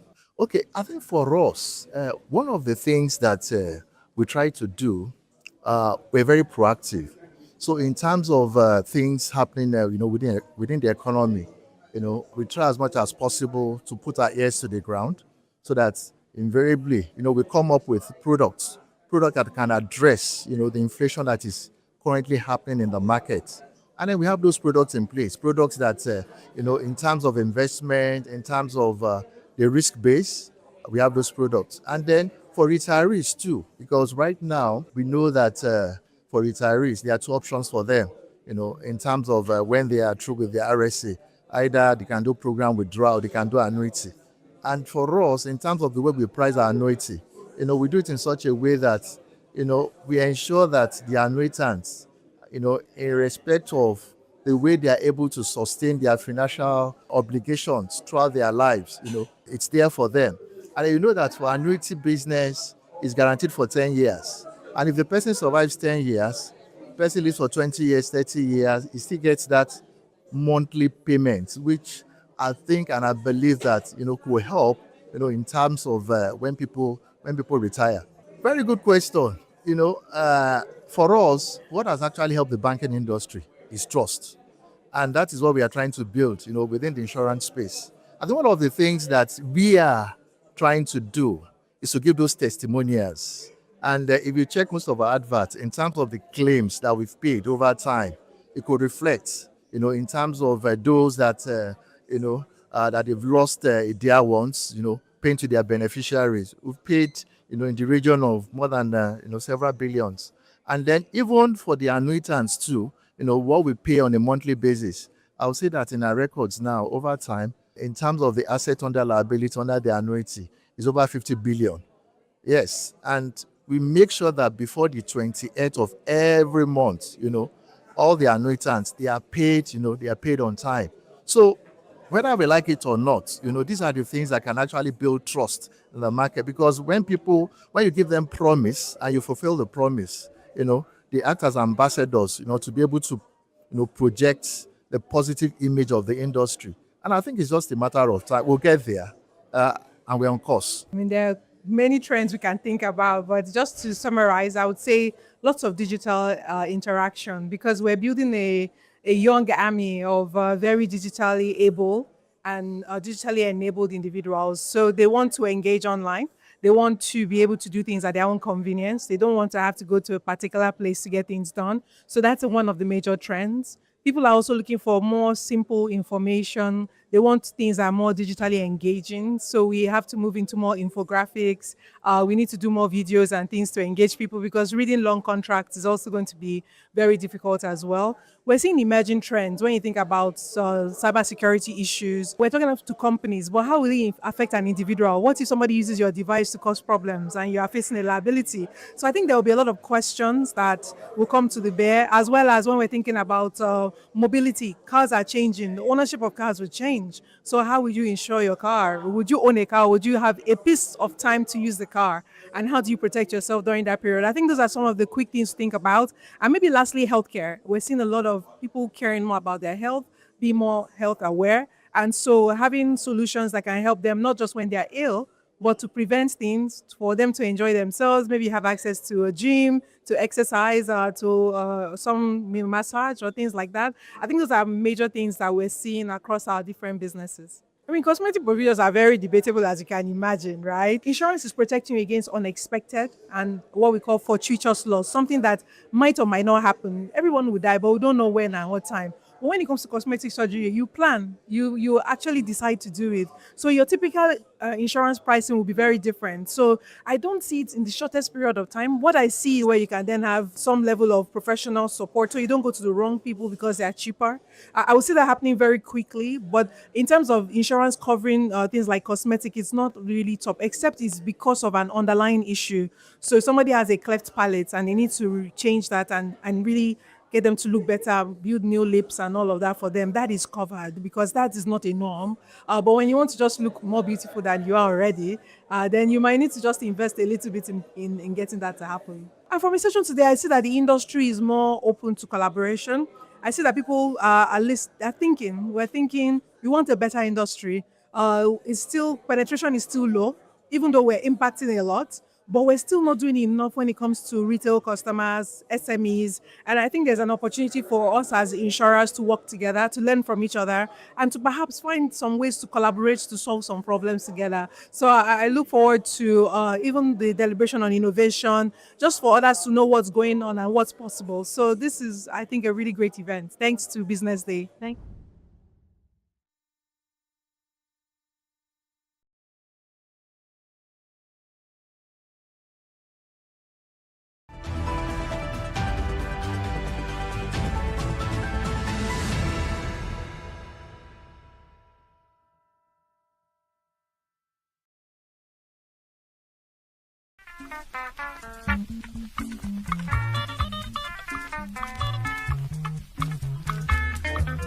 This is a National Cane Weaver Association.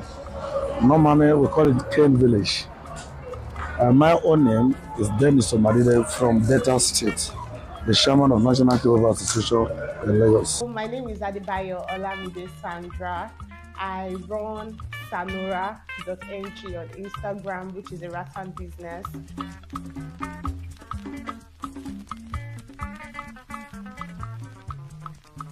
The production process is this is a raw material. We thank God for Nigeria because the cane we are using, not that we planted it, is from the forest.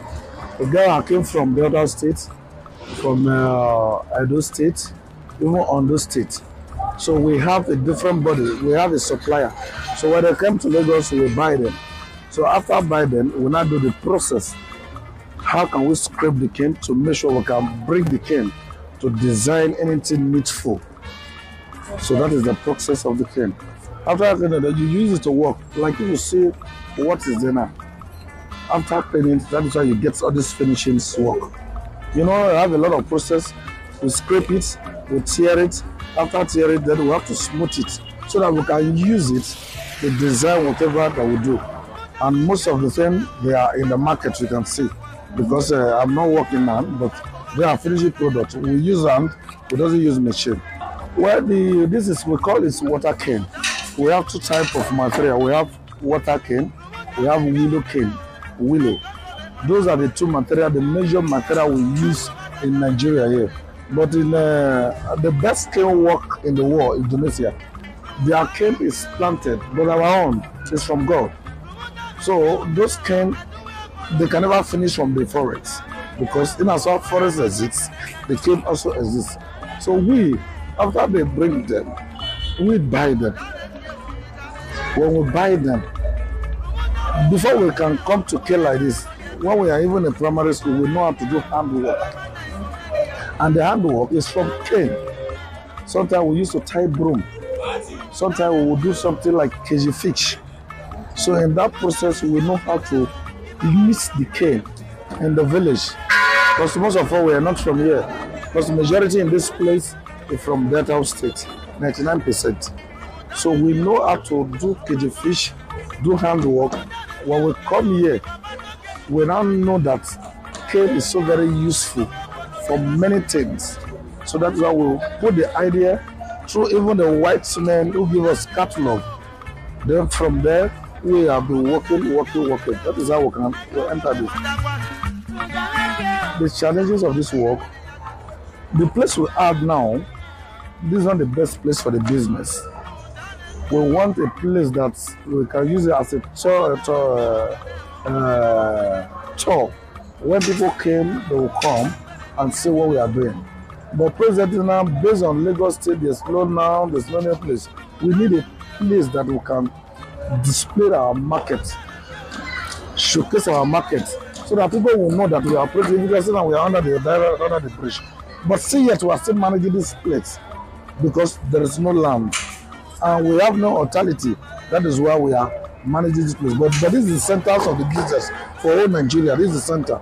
In terms of finance, Even apart from the finance, when the government intervened on the work, because some times ago, we wrote to we under a ministry of we're under the ministry. So they promised us that they will give us a better place, and after that place, when we even work, they can export the work to another country so that they will not say that our youths are not working. So even students will train them. Those in university, we have a lot of graduates here anyway. Some people they are abroad now from this work. Wow. We have at least less than 3 people are doing their master in the US from here. So we want the government to teach us more because they know better than us. We are only trying to operate on our own. But by the time they put their knowledge on the work, I think we expand more better way for Nigeria. You can use rattan for literally anything. I always tell anybody that you can use rattan for literally anything. You can use rattan to make a standing fan. I'm not kidding. You can use rattan to make vases. You can use rattan, for your interior decoration. You can use rattan for your event decoration. I mean, look at beautiful traditional weddings.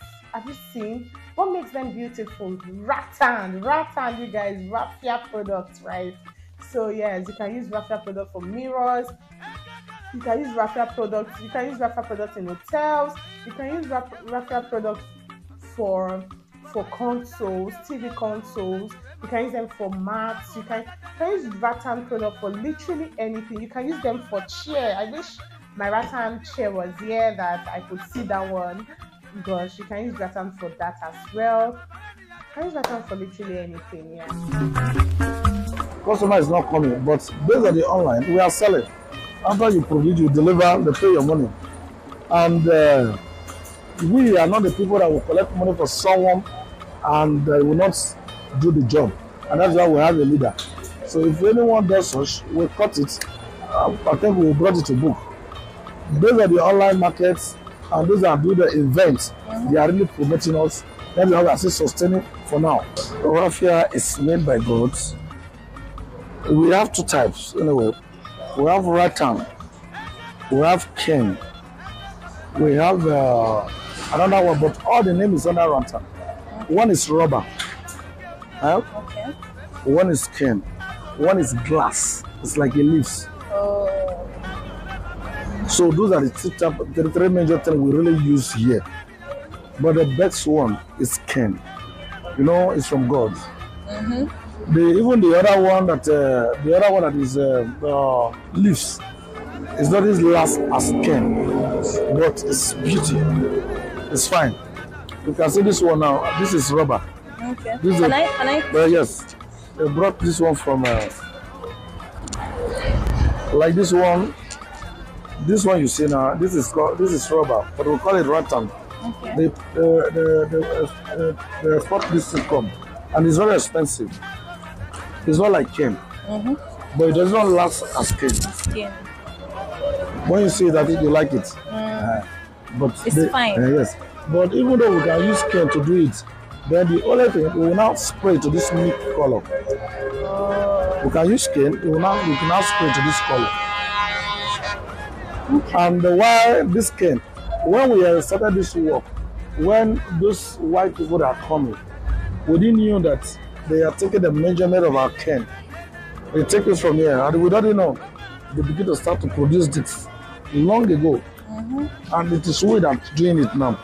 When they came to Nigeria before, we learn work from them. But we tell that you cannot come to our country, they will learn work from you. And that's why we take over the business.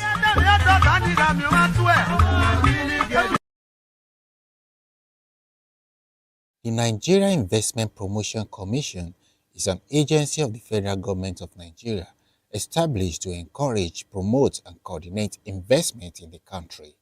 NIPC role is designed to proactively promote Nigeria as an investment haven to further stimulate foreign direct investment to aid national development.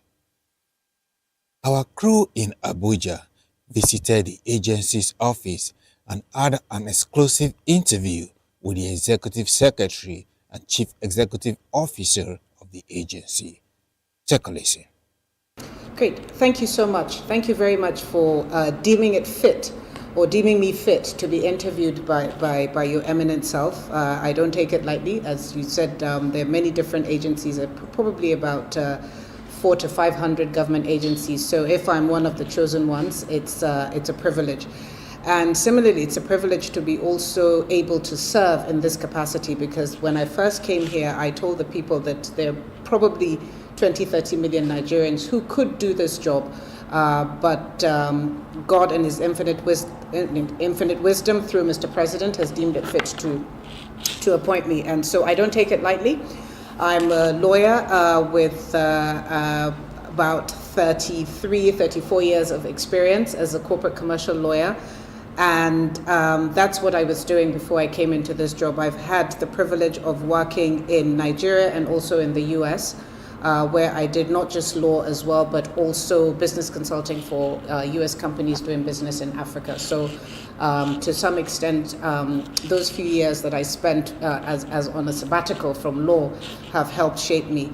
I am a lawyer with a master's in law and also a postgraduate diploma in organizational leadership from prestigious Oxford University. And so coming into this position in October 2023 was a real eye-opener for me, because it was my first real substantial foray into government and seeing how government works from the inside. But when people ask me why I left corporate legal practice to come and do this position, I said, well, we can't all be critics of government. We must all roll up our sleeves. Nigeria belongs to all of us. We must all do our best to be able to contribute our quota and to see how we can help to transform things. We can't just sit and complain. We have to bring private sector practice and use public sector institutions to see how we can effect change. So that's why I'm here. Thank you. And like you said, we have a very robust law, piece of legislation that set us up in 1995, even though the Commission itself didn't start full operations, I think, until 1999. Standing on the shoulders of people like Engineer Mustafa Bello, who is here, who is an institution in himself here, I think the core staff that were engaged from the beginning, they put a lot of effort into training them. Because, of course, investment promotion is not something that you go and study in university. It's something that you are trained to then, become an investment promotion officer. I guess to some extent there's a marketing angle as well. But I think he laid the foundation. He laid a very solid foundation in terms of the structure of the place and some of the pioneer staff. I'm grateful for him and those that have gone, that have come on since then. It did suffer some challenges because, of course, like some of the things that we have seen, some systems and processes became dated, and I don't think that the organization kept up as quickly and as rapidly as it should have done. So because times have changed and things have moved very rapidly.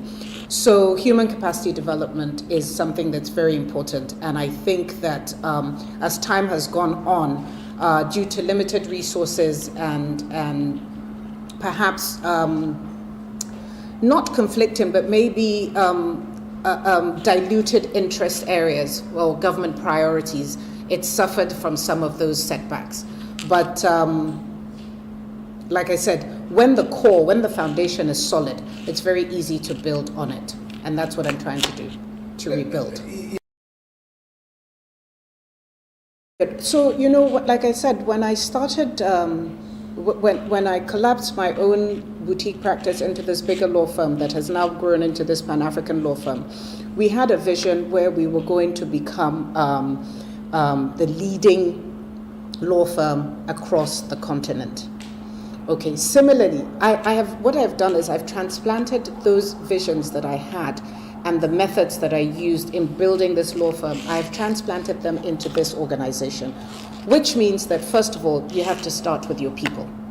if your people are not happy, if they're not properly remunerated, if they're not properly trained, if they're not, they cannot deliver your vision for you. Because if, for example, I use an analogy, if I'm an architect and I put up fancy designs and drawings and whatever, if I don't have the right builders, the right welders, I cannot, that vision is only on paper. So human capacity development, training, welfare, very important. And that's what I started with, because I realized that there were people here who have institutional memory, who have capacity, but who may not necessarily have had the opportunity to be able to deliver. So working with those people, training up the younger ones who were not necessarily exposed to the same experiences as the older ones. So just trying to have this healthy mix, bringing in public service, institutional memory and processes with private practice, with my own experience from private practice, to have this healthy blend. So trying to professionalize the institution. Of course, like I said, growing a law firm, trying to make it a Pan-African law firm, there is absolutely no reason why the NIPC, being the investment promotion agency for the country, cannot be the leading investment promotion agency across the continent. Across the African continent. Nigeria has everything. So, but where are we? Why is Nigeria? We're not where we're supposed to be. So which number are we? I don't like to use numbers because but where do you place this country so that we will see that, look, you are taking this institution from here to here. Yeah. And you are telling Nigerians, this is what I'm doing. And which is a very good news. You know, thankfully, we have a clear, this administration has a clear agenda of what it's trying to achieve with the Renewed Hope agenda. So what we are doing is we are reconfiguring ourselves to tie into that agenda, because everything that the administration is doing is exactly what we want to be doing. So we, like I said, we have recalibrated. What do we need to do? We need to diversify the economy. We cannot continue relying on oil. We need to build human capacity. We need to generate employment. We need to industrialize. We need to feed ourselves. There is no reason why Nigeria cannot feed not just itself, but even the continent. We can even export to European countries and beyond. So it's all of the power. We need to increase our capacity, of course, focus on renewables, look at alternative power sources. So everything that the administration is doing is what we are now trying to do to recalibrate our thinking, to slot into those key sectors. But of course, with a lot of these things, is we have to rebuild the trust. And rebuilding the trust is not just internally in terms of our own people here and our own staff, rebuilding the trust with other MDAs. Because again, what has happened is that the institution has suffered some kind of, maybe neglect is the word that I should use, or we have been ignored, rightly or wrongly. Some of it self-inflicted, others because, you know, things have happened and they've moved quicker than we have moved. So it's rebuilding the trust to get all the other MDAs for us to be able to collaborate, for us to realize that we are all mission aligned. We all should be working towards rebuilding this country. And so, of course, we cannot do it alone, which means that if another MDA goes out, meets a potential investor or is talking to a potential investor, they should work with us, because we have the capacity and the mandate, certainly, to be able to handhold, to convert announcements, to track, to just to make it easy and seamless for investors that are either coming in or those that are already in. So again, there's always this talk about foreign direct investment, but there are also domestic investors who have been here. Some are new, some are old, but we're also working very closely with them, because they also have to understand how government is now looking to assist them. And so we are always going out, talking to them, finding out where their pain points are, because they become our ambassadors. If they go out and they meet and somebody says, oh, what are you doing in Nigeria? And they say X, Y, Z, that's half my job done. Again, I don't really like to throw numbers around. No, it's not. We're asking. Well, I think what we have done is we have seen. So, for example, one of the things that we do here is we administer what is known as the Pioneer Status Incentive, which often gets people interpret that and say, oh, they're just giving them tax waivers. But no, it's an incentive. It's an incentive that is supposed to encourage investors, because when you come and you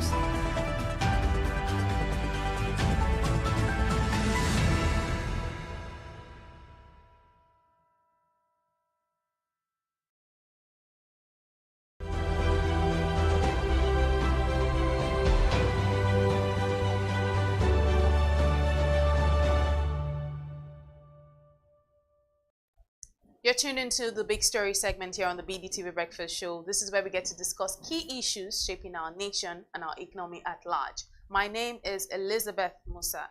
Today we're focusing on sport, exploring how Nigeria can build talent and a more united nation, leveraging the National Sports Festival. The National Sports Festival for 2025, hosted in Abeokuta, Ogun State, has come and gone. While some states smiled home with a load of medals, others only won a handful of medals. But the sports festival was not only about medals, it was also a forum to strengthen Nigeria's unity, to discover new talent and reward participants. What extent were these goals achieved? Well, to discuss this and so much more, we're joined by a very, very interesting man. In the studio, we're joined by Anthony Lebem, BusinessDay's sport editor. Welcome to the show, Anthony. Yeah, thank you for having me, Elizabeth. It's good to see. I feel like it's a delight to see you speaking about sports today. This is your complete stuff. It's a complete stuff. I can't imagine. It's like our own Olympics. Like I always tell people, who have multi-sport event. And for me, when I got to Abeokuta, I was shocked. I was saying, wow, having athletes from over 36 states. And the stadium was full with a lot of business activities. And I was like, wow, this is interesting. And I give kudos to Ogun State fans. They are very civil.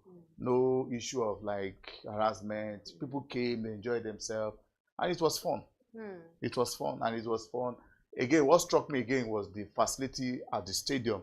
Because last time I visited the stadium, there were a lot of, the stadium was not in a good shape. But looking at it, the main bowl, the swimming pool, credit, not the PR for the governor, but credit to the governor. You have to speak when something is good. The credit to the governor. The facilities were top notch. And I was like asking them, I said, what next after the sports festival? Because you need to keep these facilities in good shape. There must be sporting activities. And in my interview with the LOC chairman, he said, they've suggested to the governor, any school inter-house sports should take place in the stadium.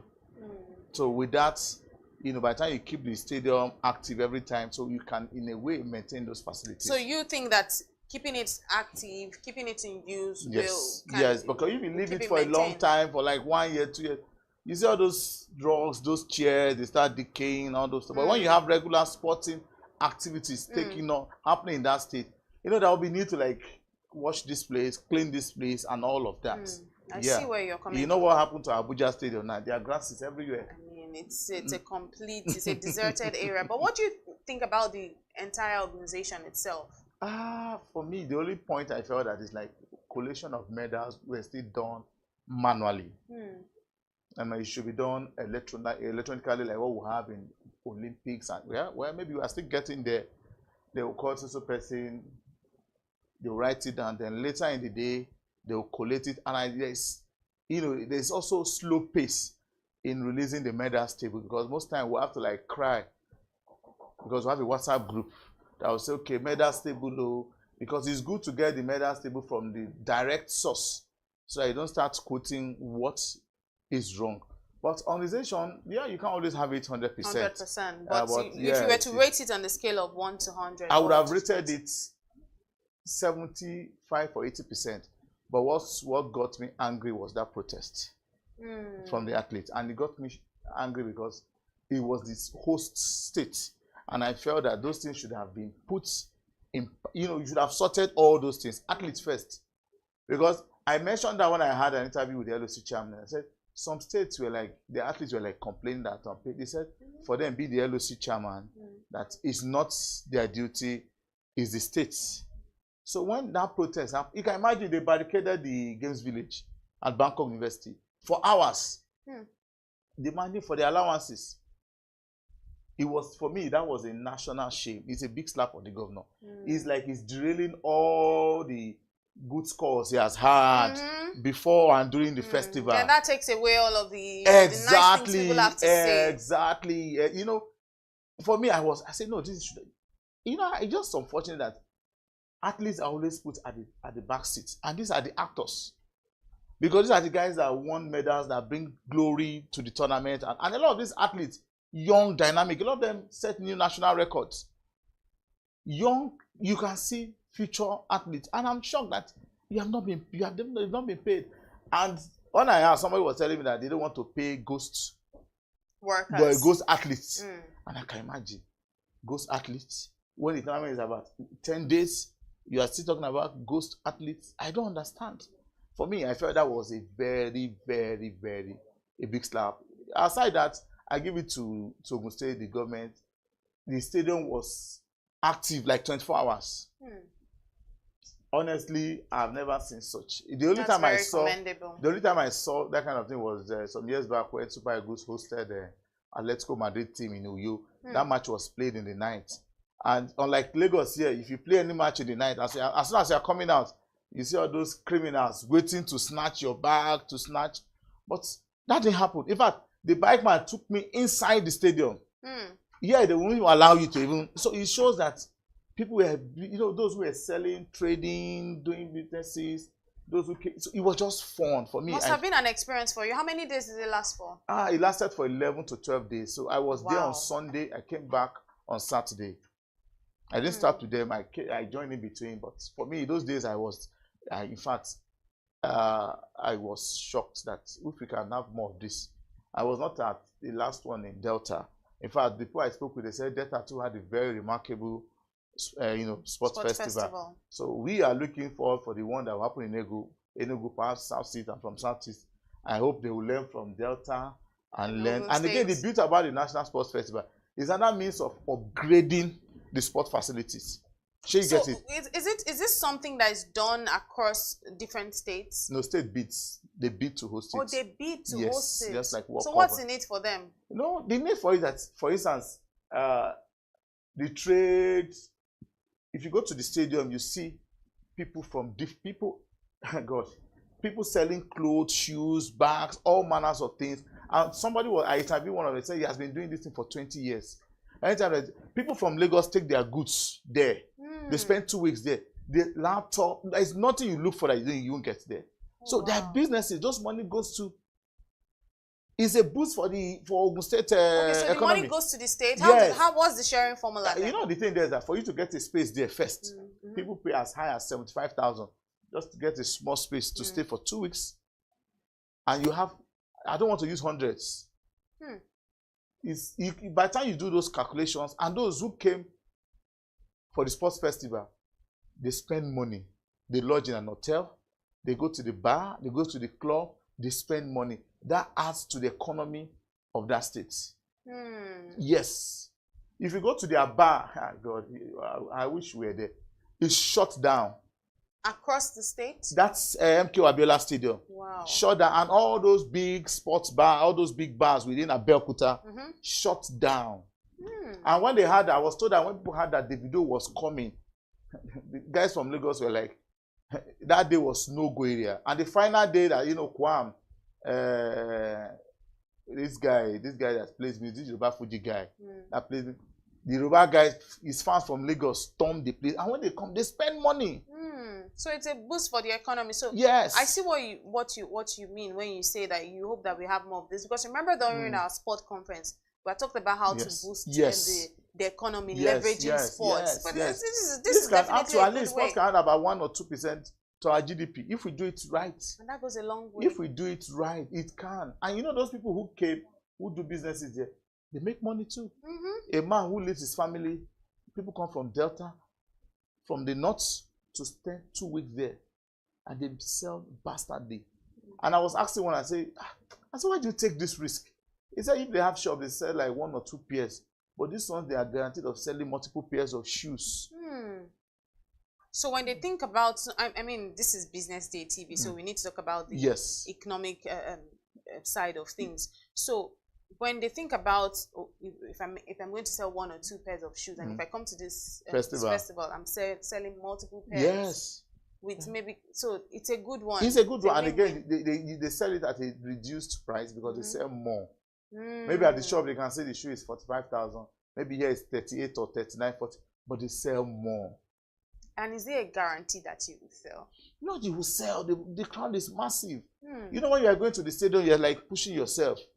And then this also it means to generate revenue for hotels as well. In fact, when I got there, I have to like bars, thanks to our restaurants, our deputy news editor that helped me book my place. Transportation. In fact, it was like 24 hours during that festival time.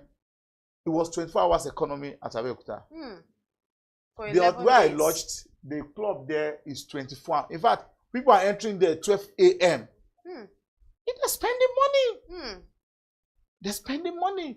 And for me, I'm so impressed because during that period, there was no incident of robbery or snatching of bags. And for me, I said, Lagos fans should learn from this. Because that's the problem. I asked myself, can Lagos host the sports festival? I don't know. But with that kind of crowd, oh God, you can't, because you need to be civil. They have civil fans there. Civil. For me, I was impressed. Except for the protest, and again, towards the last minute of the festival, the medal, pardon of a day, we all know that when it comes to sports festival, the Niger Delta states always dominate. You know, they take the show and all of that. But towards the time, we just had that Ogun State came second, and we're asking ourselves how. And for me, those things took away those glorious moments from that sports festival. I mean, let's talk about the sporting side of things. We've talked about the economic side of things. Now, for the first time, the festival introduced the invited junior athletes category, which allowed junior athletes to compete as the 38th state. What do you think about this initiative in nurturing young talent? It's a means of, you see, the essence of the sports festival, aside the economic or business implication, the idea is to discover and nurture young talent. And that, again, is to boost, you know, cultural activities. You know, when you have people from the north, excuse me, people from Kano, people from Jigawa, people from all of that, you like see, you know, the cultural aspect of it, most importantly, discovering talents. And a lot of talents were discovered from those, you know, junior. For me, I was impressed, and it's a way of, again, to know, I'm sure next festival, there'll be 1 or 2 introduction of 1 or 2 sports. The idea is discovering them, because sport is big business. It is big. And we, you know, we are blessed in this country. We are blessed. It's just that maybe management and all of that. We have talent in this country. We have talent. The likes of Toby Amuson, the likes of Esebrume, the likes of Ophili, even Okabari, before she had issues, she represented us very, very, very well. So we have those talents. You know, but most times we look at football. If you look at other sports, Nigeria has bundle of talents. Of course, yes. Is it in swimming? Is it in athletics? Is it boxing? Is it wrestling? You know, because of what football brings, that popularity, that thing. No. There are a lot of talents. We are rich. And for me, the sports festival brought that out to limelight. A lot of records were shattered, new records were setting, and there's also is a motivation for others that, okay, I've set this record. I think the next sports festival, I need to do more. And for those states who didn't do well, I'm sorry, the Enugu state that is hosting the next festival only managed 1 gold. So maybe that will, you know, challenge them that you need to prepare well and find a way. Because when I spoke with the LOC chairman, I said, how long did it take to get all these arrangements and everything? He said they've been having meeting with the governor for 2 years. Back to back, this, back to back, this, back to... So you can imagine 2 years. That's good. That's how to plan. That's how to plan. That's how to plan. You don't just start. You know, you can't get those results overnight. You can't. And for me, on that side, during the Delta, there were issues about the athletes' welfare, where they stayed, and then I was still with Punch. He was widely covered, but this time around, you know, like what the man told me, PPP arrangements with Bangkok University, they gave them a very comfortable place to stay. So there was no issue of accommodation issues. The only problem is that that place is just like 1 hour plus to the venue, to the stadium. But again, it sorted out the issue of accommodation, feeding. Where is 1 hour plus to the venue? And it's in Ijebu. Babcock University. Yeah, so okay. it's like 1 hour drive plus 2 to the stadium. Was there a partnership with Babcock University? Yes, it was a partnership. Okay. So they gave them those facilities. And for me, like, I would advise that for sports to thrive in this country, we need to bring the private, the PPP model must work because government cannot do it alone. And like, if all those companies, if you involve yourself in sport very well, it's a tax base. For Bangkok now, you know what Ogun State government will do for them? Of course. Okay, you are part of this, okay. Maybe you pay tax for this, okay. So tax base. That's fine. And they did well. You know what that means for the state, the burden of lodging each athlete in an hotel, and the best bet is to have them in one place, not. And I don't see. So why Babcock University lodged them. Yes. So what happened to the students during? I'm not sure. Were they on break? They were on break. Yeah. Okay. So it was properly planned. It was well planned. It was well planned. For me, I was shocked when I heard about it. I said, well, whoever would have given the governor that kind of initiative really did well, because you can't say you want to have. If you want to, how many games will you build to have thousands of athletes in one place? You can't even say this hotel, you will see them scattered. And again, the beauty that they are buses. Immediately after the games, each state to place to place. So for me, in terms of organization, that is well, if not for those protests. The protest, and then you talked about the medal, yes. If not for those things, I think they did very well. We have to give it to Governor Abiodun. They did very well. In terms of that, I'm impressed. And again, that period, I mean, with the environment, Abeokuta looks very neat. I won't lie, looks very neat, and the rules are. In fact, coming in, you see all those cyclists and all of that.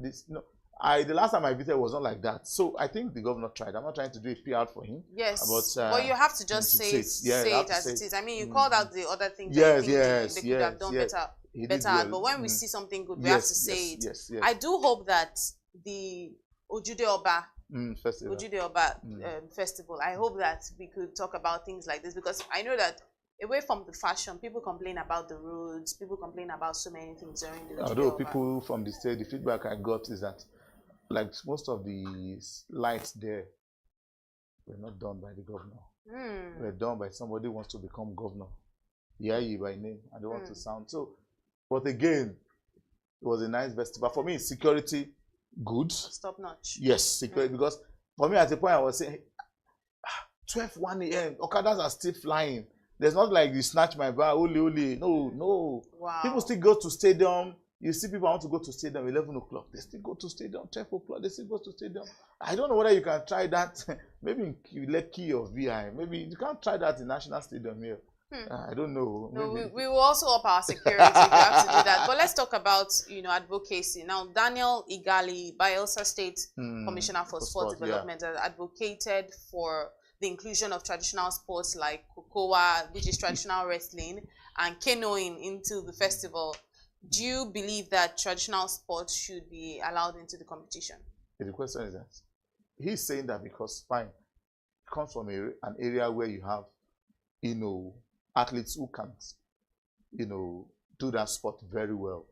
But for somebody who comes from like Kano State, so maybe that's a fine advocate, because for he feels that an opportunity to win more medals, and again another opportunity to make the festival more enticing, because the more you have more sports, you have more talent in that space. But again, I would look at it that do you have enough states that have strength in that kind of sports? Yeah, he's saying that because if you look at Bayelsa, Rivers, Delta, that's their strength area. That's their strength area. If you talk about somebody in Lagos, we have all these what these guys in what do they call them in Lagos? They say they are indigenous. I've forgotten Barigabi. What's the name of this Egun people in Lagos? Okay. We can also involve them. That's fine. That's fine. Let's see. The thing is that there's nothing wrong to be innovative. So we can, if we have to introduce canoeing, where is they can They'll What get a would they river do now. with a river? Okay. They'll get a river So now. they will have to go there. You know, that, But that takes us out not of all the the whole sports stadium. were held Oh, in okay, okay. MKO. Oh, No, okay. they have other sporting activities at other venues. Hmm. Do you understand? So, because you can't have one, the Olympics is not held in one place. It's not. So you can always get a river outside where, okay, this is for canoeing and all that. Of course, that's possible. I think we should encourage it because this also will boost. This will also, bring some money into some people's pockets. Yes, you know what I mean? You Because empower there are the people athletes. you also empower them. Yes, The people in Makoko that are, every day Makoko, they are doing all of these things. Yes, so you'd also help them to make some money also. So yes. I think we can actually look into it. But the festival attracted over 15,000 participants and visitors, which, like you alluded I think to, it should be more than boosted local businesses and tourism. I mean, exactly. tourism sites like Olumo Rock and all of that. That's good. What strategies do you think that can be implemented to sustain, the economic benefits of such large sporting event like this one? I think the first one is any state where you have security, people are confident and relaxed to come in, spend their money. I know people from diaspora that came in. People from diaspora that came in for this event, and so for me, the first thing is security. One, state-of-the-art facilities, and again, the athletes should be well taken care of. You saw what happened with the Kano athletes, the contingent that had an accident. That's what we're saying, because I don't see why you have athletes that competing that will have to drive all the way from the 8, 10, 12, 13, 14 hours for a festival. By the time you get there, you need like 2 days to rest. So these are the issues that needs to be addressed. And again, the state government too should also play active. They should see sports as a way of developing their state and empowering the people and make it. Because if I saw one guy, they call him, you must say, he's a footballer, and he has a bus he's using. Aside football, he has a bus he's using to do transport business. You're empowering the people. You understand? You're empowering the people. You are alleviating poverty, and you are discovering stars. You never can tell. They can travel to US and all of that, and they become stars, and they make their family better. So for me, other states should learn from Ogun State, the success, the lapses, not to allow that to happen. And again, the next one is less than 2 years. I don't know. So that means Enugu needs to hit the ground. They need to hit the ground running. I mean, like you said, they did 2 years. years. So they should start now as well. Borrow from the lessons, borrow from the experience. Yes. Next year, December. So they have about 18 months. So they need to hit the ground running. I'm sure the governor is I don't know, Sha, but they need to hit the ground running, because we can't set a less standard. We need to keep improving and keep improving and keep improving. And then, so finally, President Bola Tinubu had mentioned, the fact that events like this boost national unity. Yes, it does. It does. How would you say that more other states can also, borrow from the lessons, borrow from the successes of this to also help us boost our national economy, and also to, in your own view, do you think this met international standards? Yes, it does. Because before I went to the swimming pool, when I saw pictures, I asked myself, I said, is it not pictures from foreign this thing? But when I got to the swimming pool, it was actually the picture. Wow. I'm not trying to do hype. It was actually the swimming pool was superb. It was actually the picture. Sometimes they send pictures, you said, are you sure it's not picture from one international event like that? Pinterest, so when I got there, for me, to some extent, we won't be like the Europeans and all of that, they own sports. But I think to some extent, it's not bad. It's not bad. It's not bad. And again, looking about, the unity that it portrays, I was speaking with somebody, and when someone that came, I asked the man, do you know this guy? He said, we are Delta together. We are so together. Somebody from Castina. This man is from Delta. So you can imagine, and they know each other. Wow. So what are we saying? See, the only thing that unites us in this country is sports.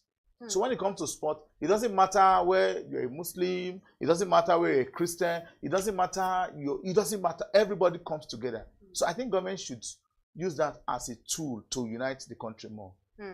Thank you very much, Anthony Lebem, our Business Day sports editor, for your time this morning talking on the National Sports Festival. Thank you for bringing me. You literally took me to Ogun State this morning. No, I wish we were there, but it was nice experience, and I wish we can sustain that moving forward.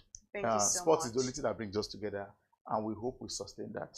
Thank you so much. Your love for sports is very palpable. Thank you so much for being on The Big Story this morning. It was lovely speaking with you.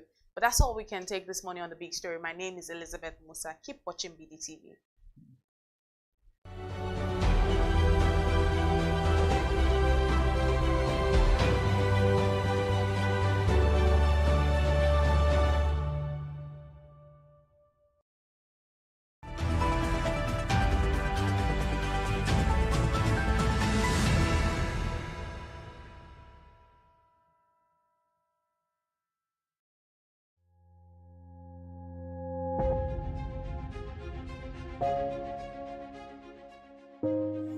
Good morning and welcome to the BDTV Breakfast Show. I am Bethel Oladabi. My name is Elizabeth Musa. And this is the social listening segment on the BDTV Breakfast Show. We're talking about the Fly Nigeria Act. Can you give us a background into what this is about? We are here today on the streets of Lagos, Nigeria, to gather opinion about a pressing issue. I will look at the cost of petrol.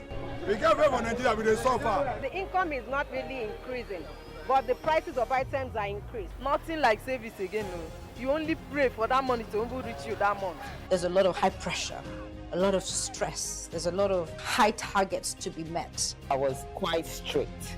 In my mind, I said, moving from my hand, my picking will spoil.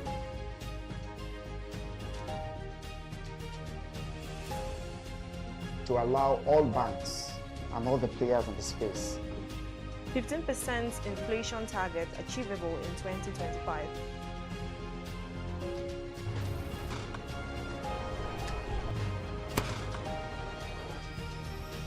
The command and vision philosophy of both the Chief of Defense Staff, the Chief of Army Staff, and indeed all the service chiefs.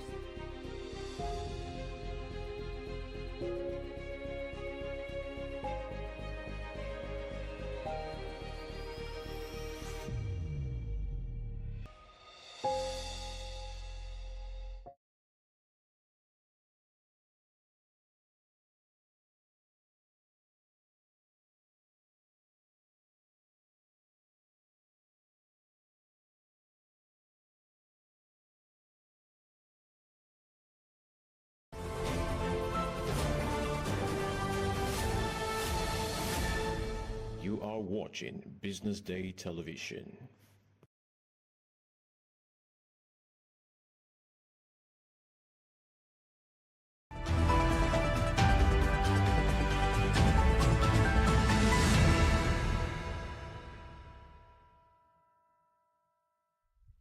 Hello and welcome to the social listening segment here on the BDTV Breakfast Show. This is where we get to analyze top trends making the rounds across social media. My name is Elizabeth Musa. It's never changed, and I'm joined in the studio this morning. Onyeka Valentine, as usual. Thanks for joining. So let's start off today with quite a concerning conversation on social media, where the House of Representatives is considering a bill that seeks to impose a 7-year jail term or a 5 million naira fine on anyone found guilty of giving or receiving bribes in workplaces across the country. Now, this bill, which was sponsored by Paul Namchi, Enugu East, Isuzu Federal Constituency, and 3 others, aims to curb bribery in both public and private workplaces. It is slated for further debate when the House resumes on June 17, and it proposes tough penalties for bribery offenses in government agencies, corporations, non-governmental organizations, and other professional settings.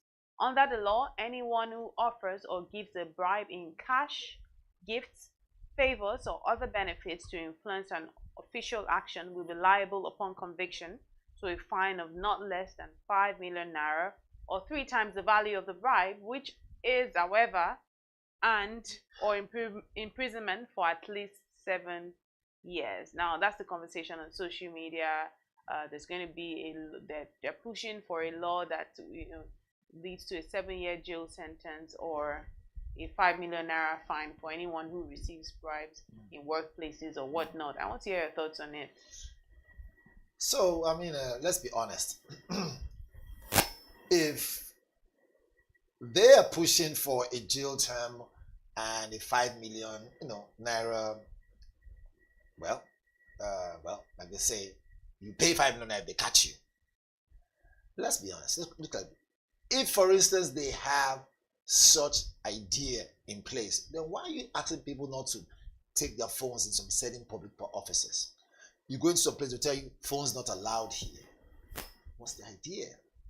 Why am I saying this? Is that sometimes I see most of these things as double standards for me. Yes, we have some corrupt people, and we have people who obviously want to influence people who are not corrupt. Now, it's good enough that we now have something that will stand in as check and balance to say, if you do this, this will happen to you. Some form of penalty. But will it actually hold water? Will it work when we see most of our government officials openly giving out money? And some of our, well, not all, like I said some, because in every 12, there's always someone who will disappoint you. But you have some bad eggs, not all of that bad. You have some very good officers, well-trained, disciplined, they're there. But there's some bad eggs in the police force. Those ones collect money on the street openly.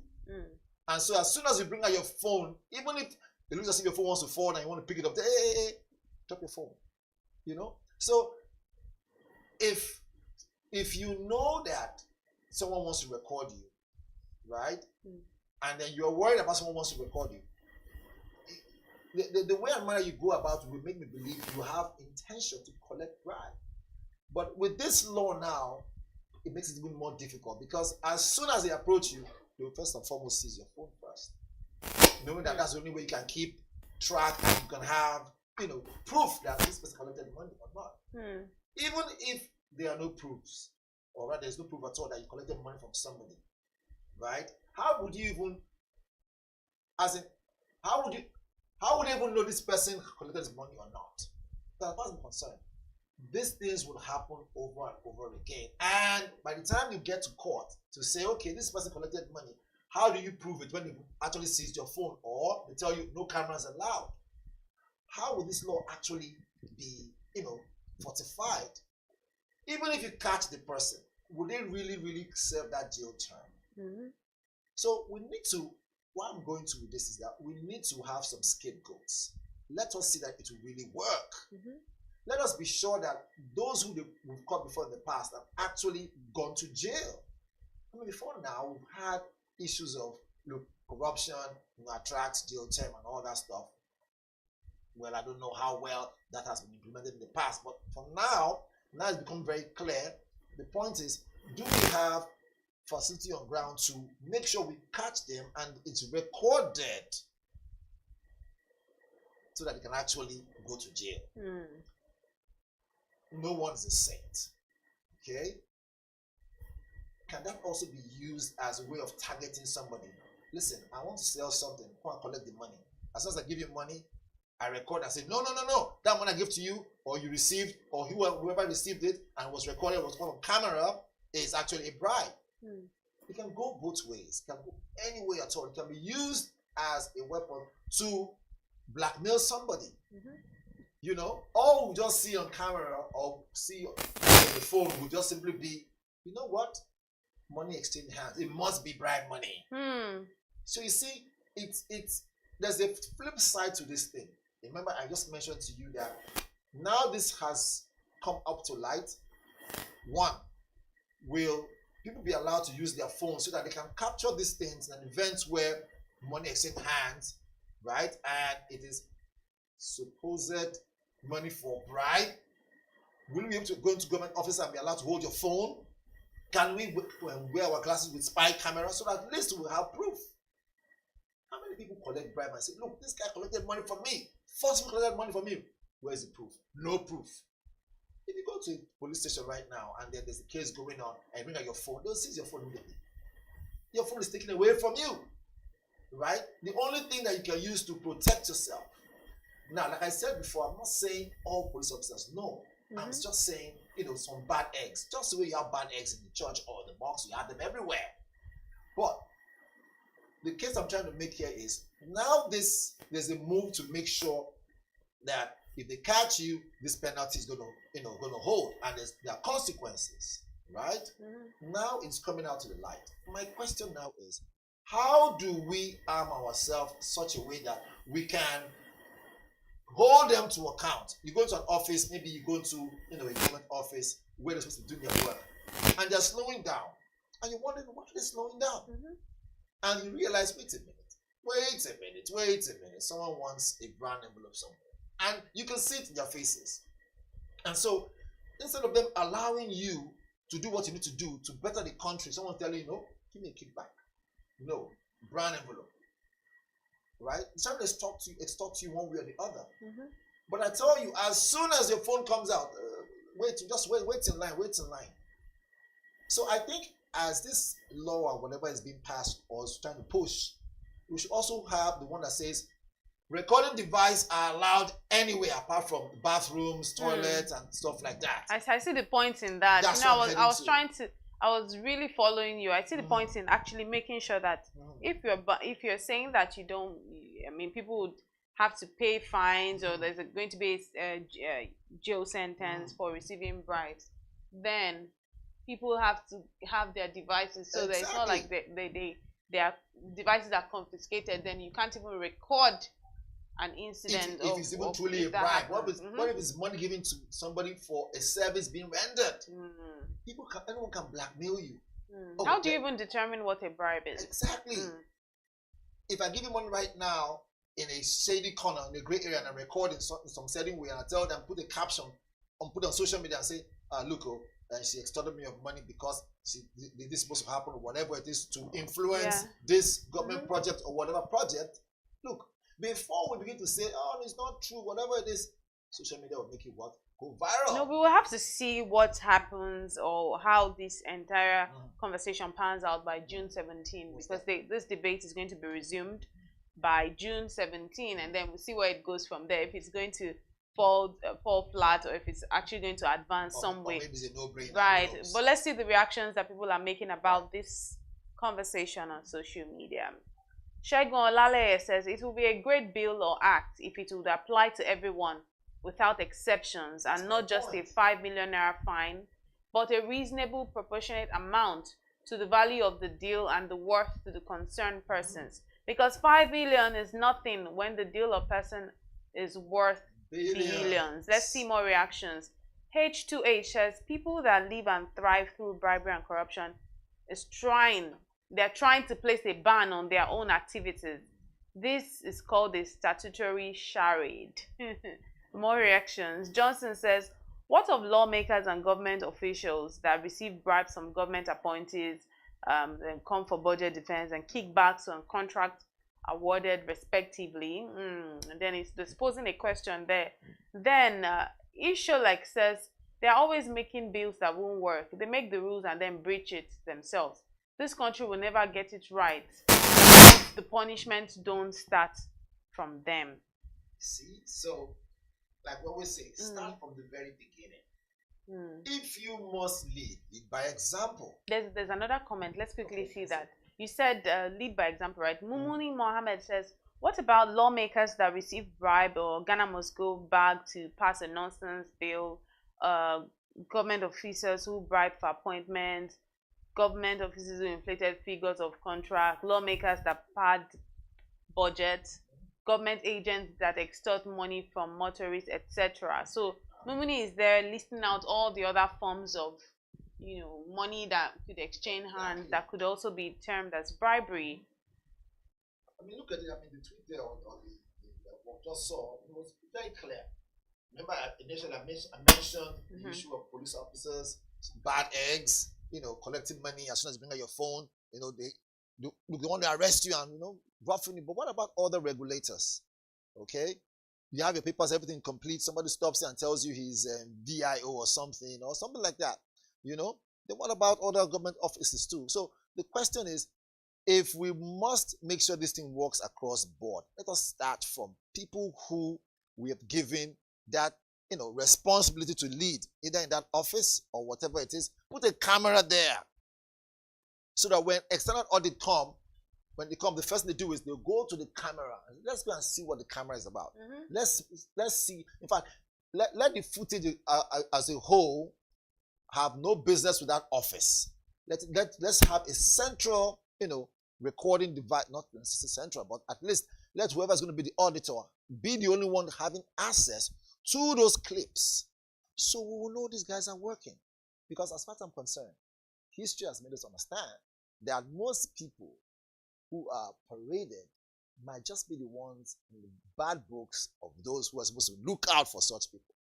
So, you see, it actually might let some people go, meanwhile, hold on some people. Why is that so? Is it that the kickback didn't reach them? As the case may be.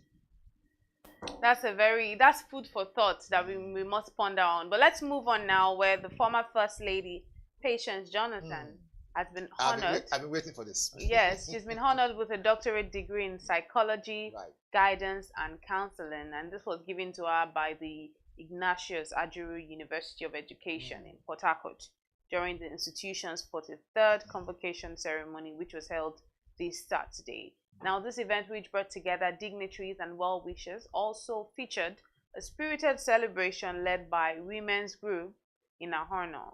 Now, a video which was capturing the moment has since gone viral, showing the former First Lady dancing joyfully alongside the women while they sang the controversial song "Now Mama Be This," which of course raised eyebrows. Let's just get a little bit of that video on the screen.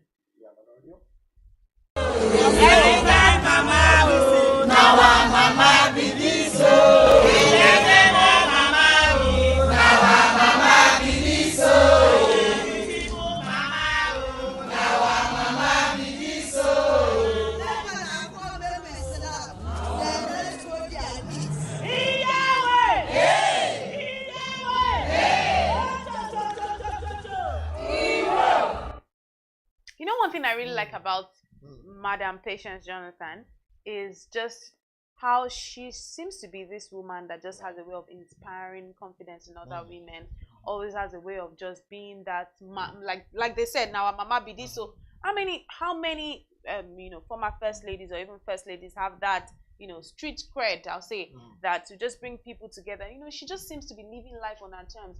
I see Patience Jonathan as this kind of woman that she could come out at 80 and say, I want to get another degree. She's just doing things on her terms. I mean, she said it herself when someone had asked her if her husband is planning to, contest again for presidency, and she said, we're not going back to that place. That place is stressful. She says what she says, and she just says her mind. And she moves on with it. I mean, she's very she doesn't say things anyhow. Give that to her, but she speaks as it is and just keeps moving. And I think she's an example to women of just living on your terms, doing what needs to be done, inspiring confidence in others, inspiring other women, and just being, See, so she now has a doctorate degree. Even if it was given to her, she studied, whichever it is, we can now address her as, Dr. Patience Jonathan. I'm going to put a PhD at the end, no wahala. But the most important thing here is, first of all, let's congratulate her first. Yes, I congratulate her. So congratulations, Madam Patience Jonathan. Yes, PhD, most definitely. Now, having said so, I mean, we are journalists. Our work is to create a balance, right? And so the big question is, has she earned it? That is one. Secondly, I'm trying so hard not to toe the line of history. But if I remember very vividly, right? I mean, at some point, social media had a very, unique meme that was all over everywhere. There is God, oh. Yeah, I was going there. So I'm saying, there is God, oh. this doctorate we're sharing like this. Let's go, Let's though. go, though. But it's okay. I hope one day it will reach us, we who have been working so hard to get a GA. We'll receive our own too. You know, and looking for money to go get our PhD. When someone just call you one day and say, look, Elizabeth, you're doing so well in broadcasting. I like what you've been doing. Do you know what? Come, let us give you a PhD in journalism. But isn't that already happening? Honorary degrees here and there. Maybe not, but For honorary some, degrees for people some are receiving. Kind of people. Remember, you said something about street cred. Yes. So my question is, you see, you must be credible enough to have, drawn the eyes of certain university. Again, What, you don't think she's credible enough? So what I think doesn't really matter is what the opinion of the public should be. And if we have to speak on their behalf, the question will be, if we draw in what history has taught us, you see, believe it or not, power intoxicates. Absolute power intoxicates. So what has history taught us about history has taught us Madam that Patience? that the apple doesn't fall far from the tree. For the fact that there is a PhD now on her shoulders, does it mean that she's aiming for a particular post one way or the other? See very carefully. Yes, man. I say, we don't want to go back to that Asu Rock, but who knows? She's preparing herself for something. It could be some international post. But I hope when it's time to get on the podium and speak, we will not hear, there is God. Oh. Let's see what the public is saying. You did mention the public, so let's see what they're saying on social media about this honorary, I would call it, I don't know, honorary doctorate degree. So the African Circus says, same woman they insulted and called an illiterate has now done a PhD.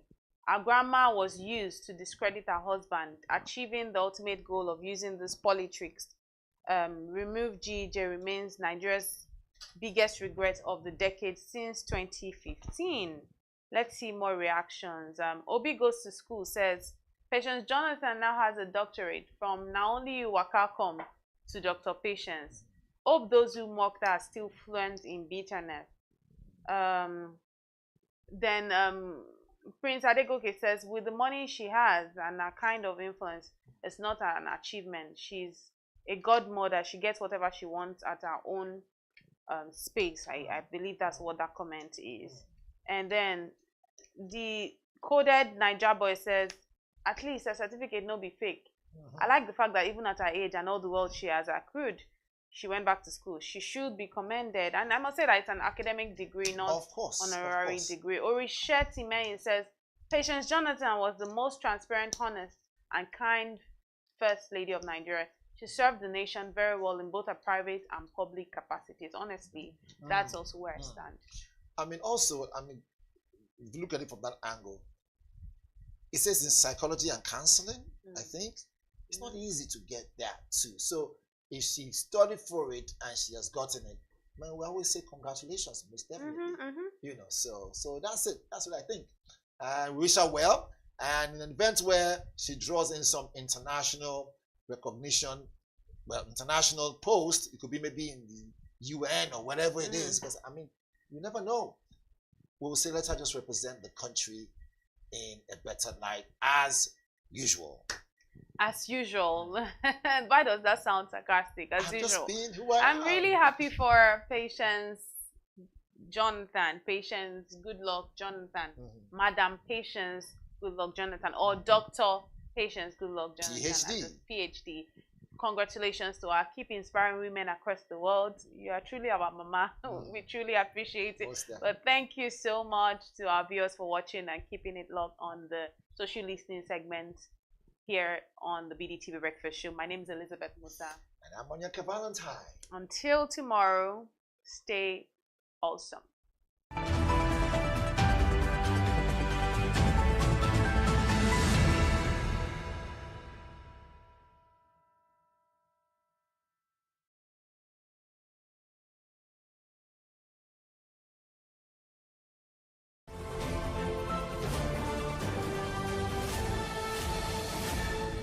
You are watching Business Day Television.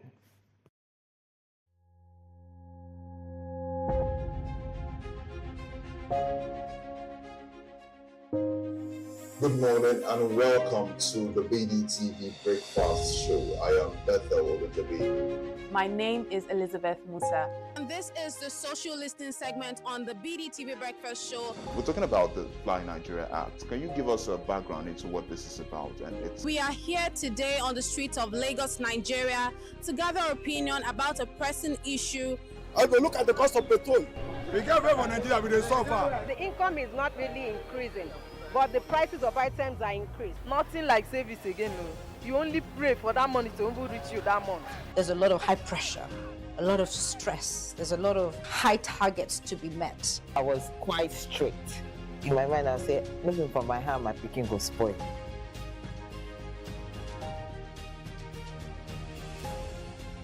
To allow all banks and all the players in the space 15% inflation target achievable in 2025.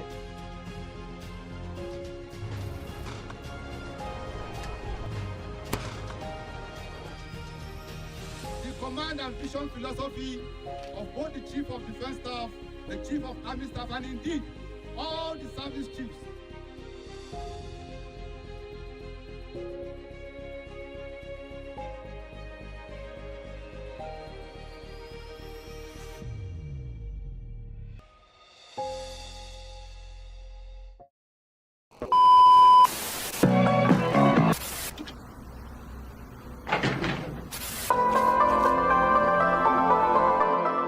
This is the Business Day television broadcast.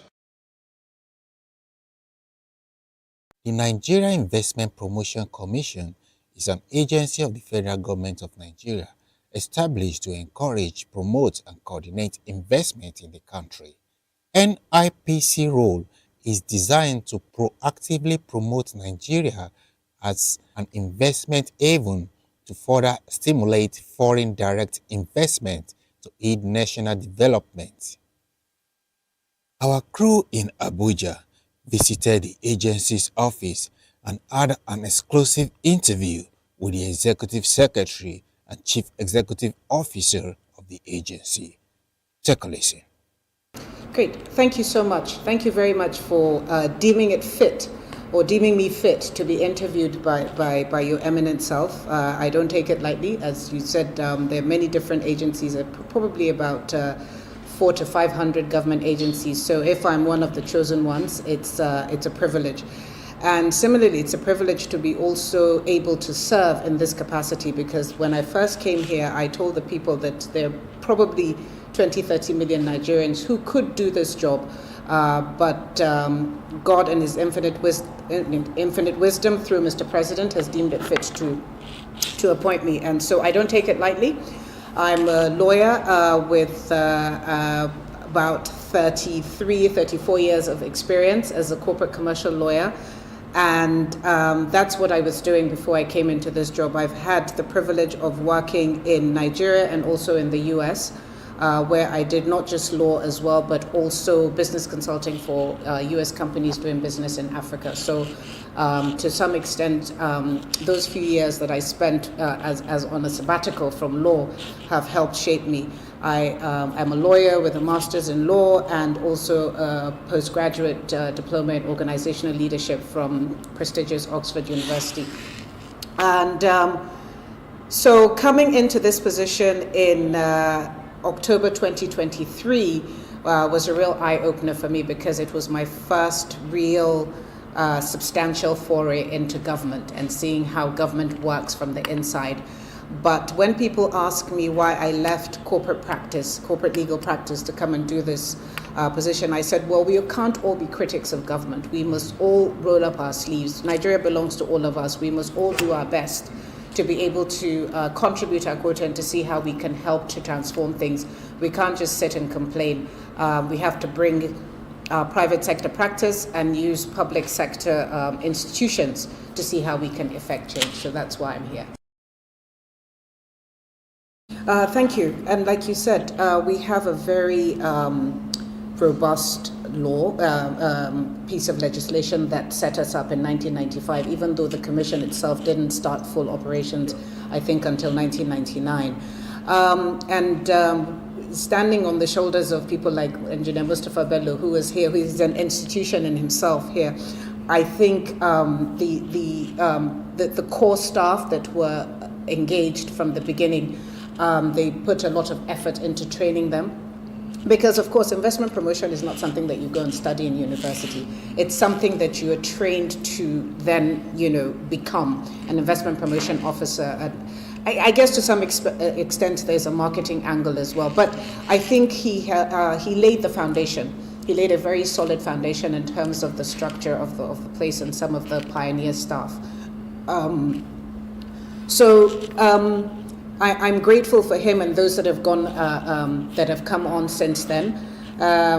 It did suffer some challenges because, of course, like some of the things that we have seen, some systems and processes became dated, and I don't think that the organization kept up as quickly and as rapidly as it should have done. So because times have changed and things have moved very rapidly. So human capacity development is something that's very important, and I think that as time has gone on, due to limited resources and perhaps not conflicting, but maybe diluted interest areas, well, government priorities, it suffered from some of those setbacks. But like I said, when the foundation is solid, it's very easy to build on it. And that's what I'm trying to do, to rebuild. So, like I said, when I started, when I collapsed my own boutique practice into this bigger law firm that has now grown into this Pan-African law firm, we had a vision where we were going to become the leading law firm across the continent.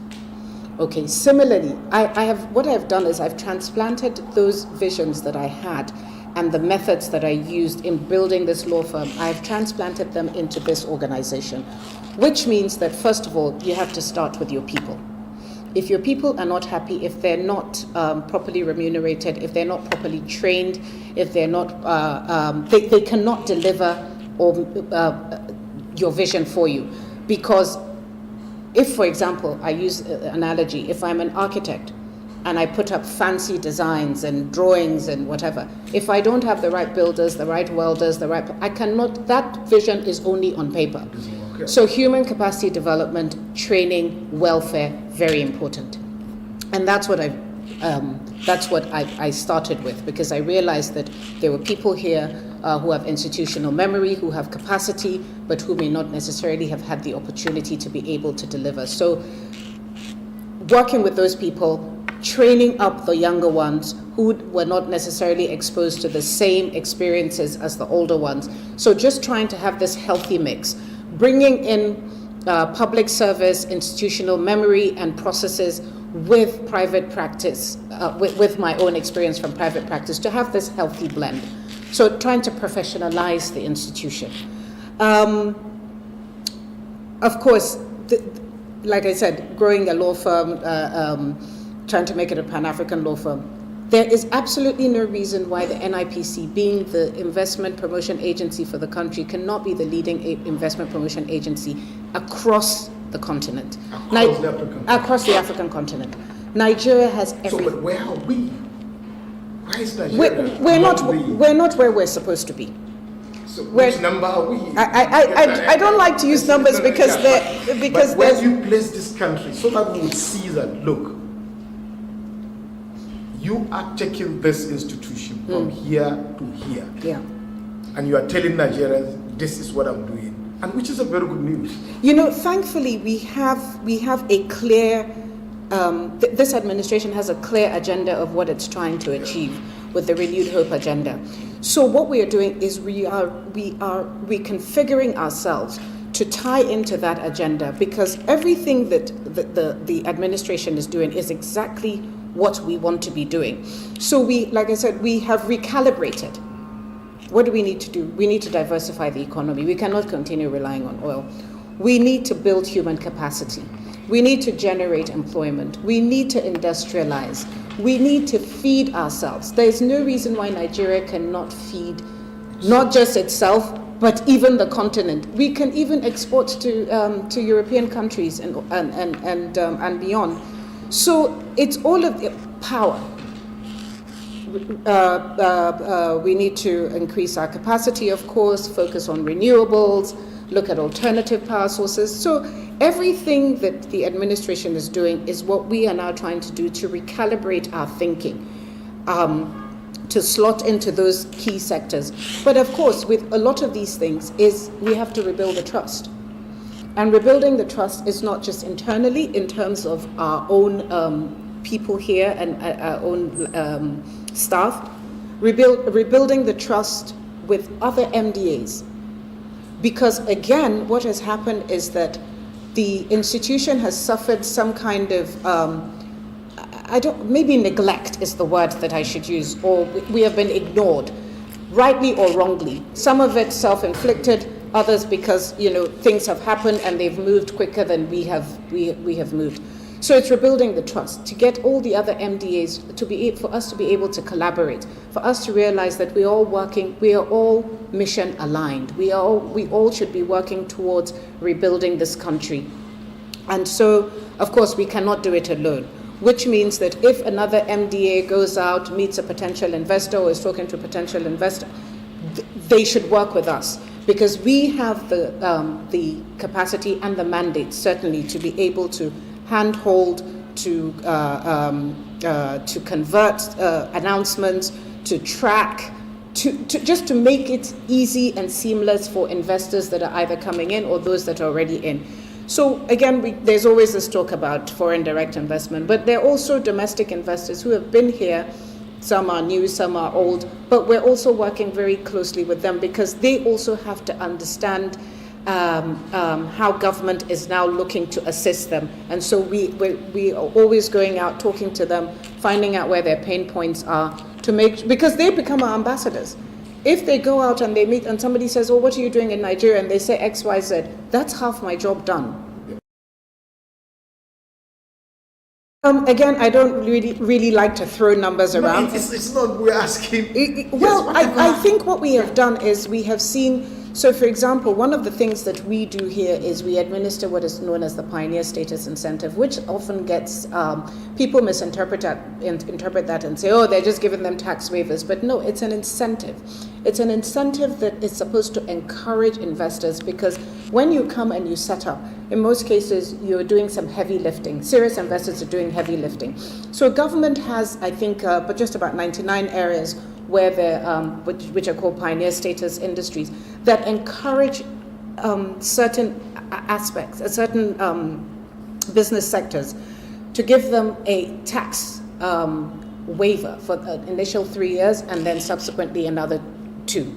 And the whole idea is that they're supposed to be able to have these tax breaks so that they can reinvest, first so they can recoup some of their investment, and then to reinvest their savings into expanding their businesses. And what I can tell you is that we have seen an expansion. We have seen an expansion. I think in the last year alone, at least about 5,000 new jobs created, because we monitor very closely, because even when they come up for renewal, we have to monitor and see whether they have applied those savings like they should, like they're expected to. So they're expanding their plants, they're employing more people, and then, of course, the idea being that those people are paying taxes.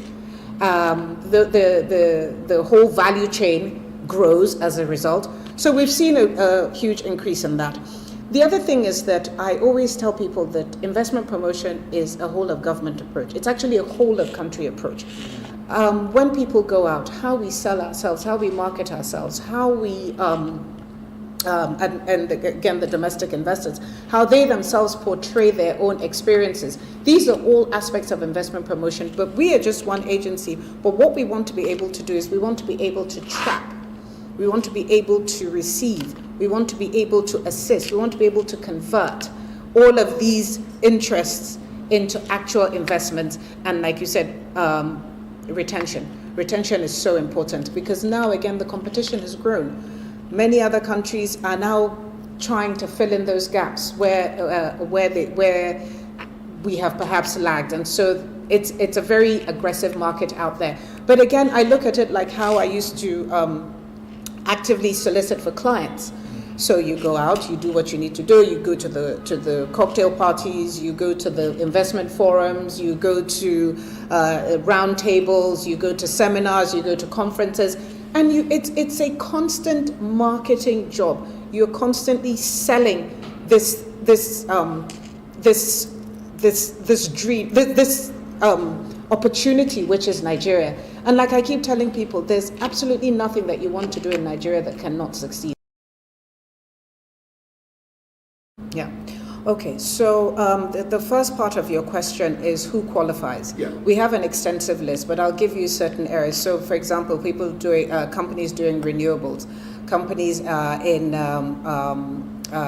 hospitality and tourism, because that's an area we're trying to expand, in manufacturing, and what it is so they're categories, and then, but not every applicant will succeed, because we have to actually see the level of your investment. There's a study that is done to see if there are actual deficits in the economy.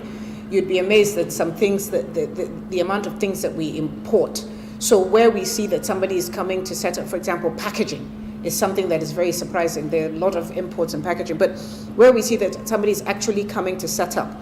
And let me just clarify that it's not just about theory. It has to be in practice. They have to have been in operation for almost a year. We have to see that they are in actual operations and that they've made the investments, which are checked against their capital importation and all that. It's a very intensive, very rigorous, very thorough process, and it's one that I'm actually very proud of myself. How do we measure? That's why I said we have constant monitoring, which is done on an annual basis. We also we have actually just engaged an independent study now, because it's something that wasn't done for a couple of years before I came, but an independent, objective audit to see the actual impact on the Nigerian economy. But what I can certainly tell you is that in terms of industrialization, job creation, employment, all of that we already see those the impact of those things that they have done. But because of course you cannot score yourself, it's always better to get an independent party to do it. And right now we've engaged an independent auditor to do that for us. FDI.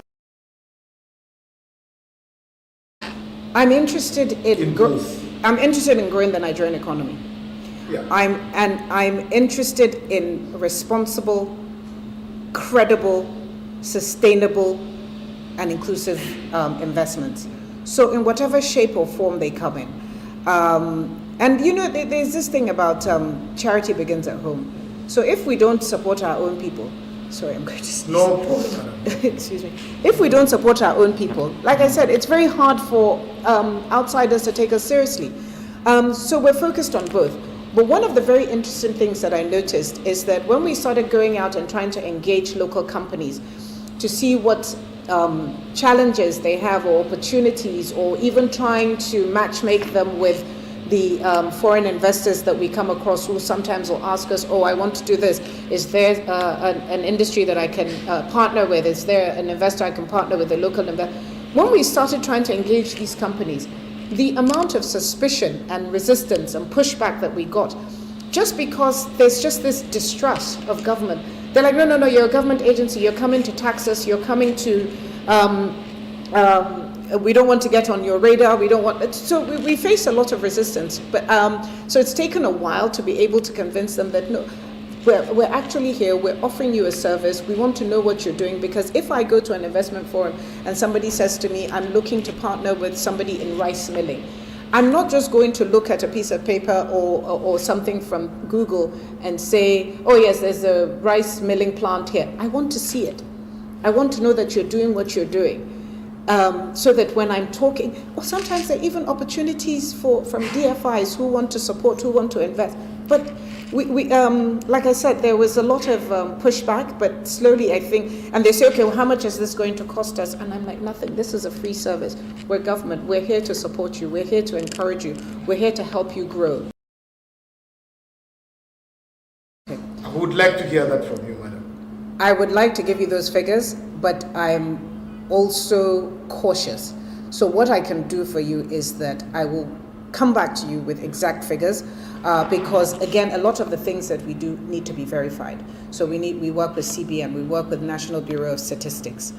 To get data is something that is very important and should not be misquoted, because it can be dependent. But I will come back to you with what I will call verified data and numbers that you have helped in. Yes, from my pioneer status people, those figures from CBN verified, and MBS statistics.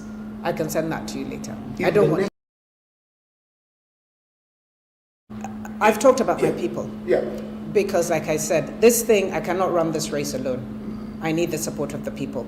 So I want to build the capacity of my people. I want to improve their welfare. I want to train them. I also want.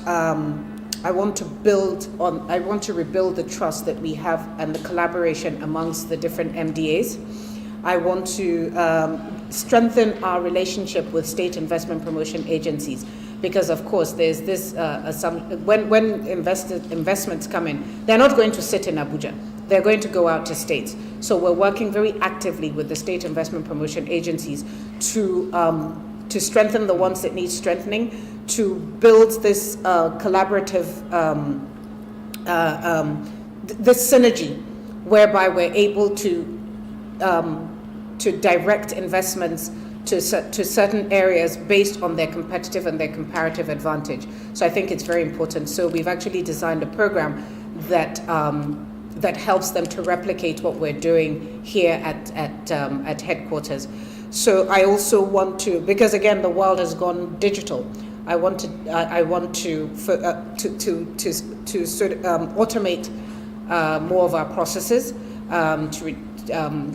to digitize some of our process. We already have some, but they're still at the quite basic stages. I think it's very important that we do that.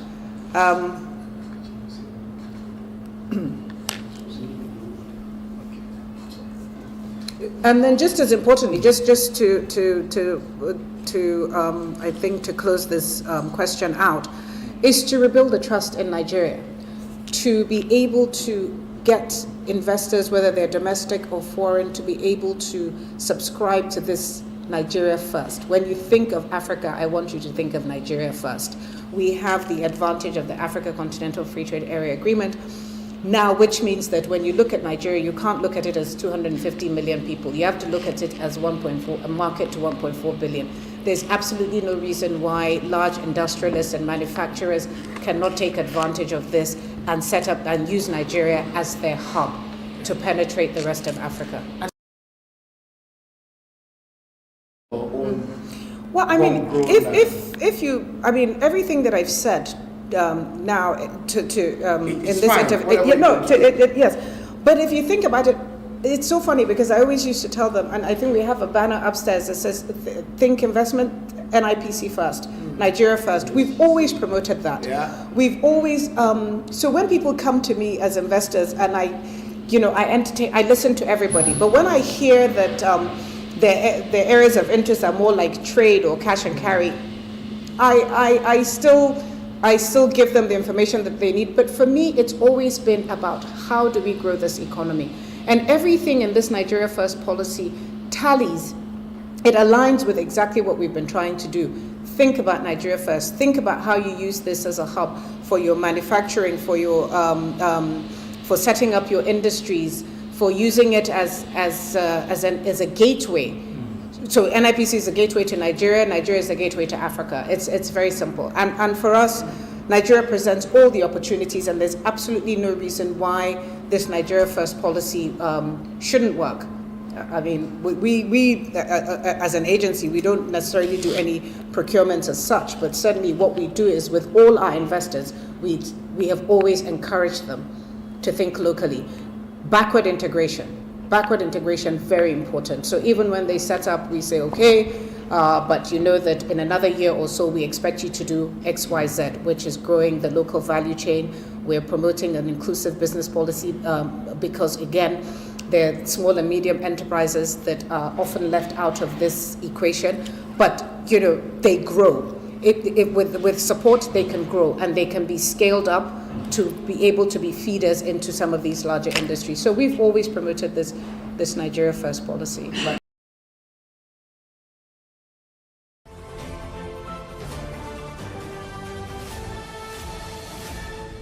You are watching Business Day Television.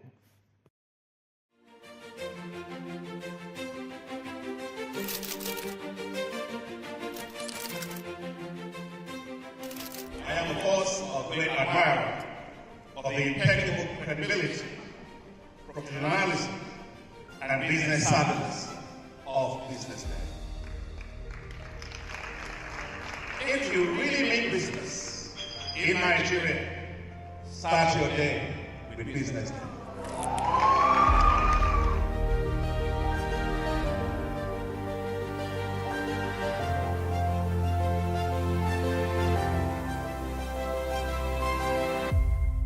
BusinessDay is West Africa's leading provider of business intelligence and information, delivering premium content across diversified media platforms, including online, mobile, and print. Since its inception in 2001 with a weekly newspaper production, BusinessDay has expanded its reach to provide exclusive content accessible through print, mobile, and online channels. Our premium offerings are further enriched with syndicated content from esteemed sources like the Financial Times, The Economist, and the Harvard Business Review. At BusinessDay, our mission is clear: to be the foremost provider of business and financial content, empowering readers to make informed decisions in Nigeria and Africa.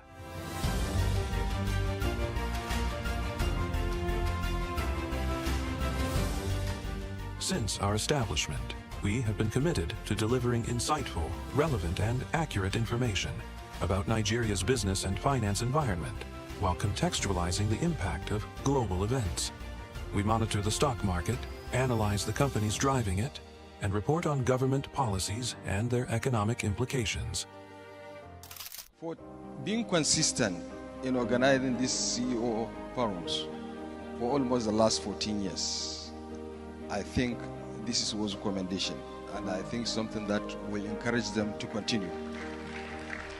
From decoding market trends to dissecting economic shifts, we offer actionable investment ideas and serve as a compass for decision makers navigating complexity. Beyond headlines, BusinessDay fosters discussions on critical economic issues through impactful conferences and events. These platforms bring industry leaders together to share narratives that drive innovation and spark meaningful dialogues. Our events galvanize connections, bridging the gap between inspiration and achievement. For businesses seeking visibility, our strong digital presence offers unparalleled opportunities, with millions of followers across social media and a dynamic website attracting visitors from within and outside Nigeria. BusinessDay is the ideal platform to boost visibility for your products and services.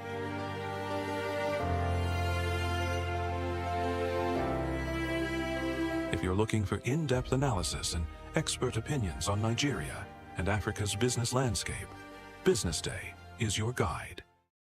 2 years is not too early to campaign. People just say that. I want my children to be great. Transportation is killing almost every one of us in Nigeria. There is no profit in business again. Tinubu is not the cause of Nigeria's suffering. I did not vote for Tinubu, I will not lie. I heard about the referendum, but I was told it was not real. Many have weighed in their opinions on the issues surrounding the 2 years so far with President Bola Ahmed Tinubu. How far has it been? It has been 2 years. And so, we decided to get out there on the streets to talk to market women, talk to students, and also speak to some professionals who understand what leadership is. And my team, of course, had all that time that they needed. But more importantly, the question is, so far, are we feeling the brunt or are we enjoying the leadership? All these questions need to be asked so we know exactly where we are as a country. So this is how far so far on President Bola Ahmed Tinubu's leadership in Nigeria. So let's take a look and see what we had to gather. We'll be right back. That would preserve, protect, and defend the Constitution of the Federal Republic of Nigeria. So, help me God. 2 years ago, a promise of renewed hope, Bola Ahmed Tinubu stepped into Nigeria's highest office. He inherited a nation's yearning for change, grappling with complex changes and challenges. Well, today, as his administration marked its second anniversary, we asked the question, so far, and how far has Nigeria come? From bustling markets to quiet neighborhoods, the heart of Nigeria beats with a mix of expectations and experiences. So we spoke with ordinary Nigerians from the marketplace. I will tell you to go and check all this product. All this local made, they're supposed to reduce the price. They should check where they are producing it. If it is stores they are taxing them, that is making everything to cost, they should know how to do it, because all this local made supposed to benefit us. It's not important now. Why are they suffering us? Look, you cannot. If you want to buy biscuits now, before you buy this one, they will give you another one. Without that one, they will not allow you to buy your right one. Everything is just upside down. Tinubu should make things good for us.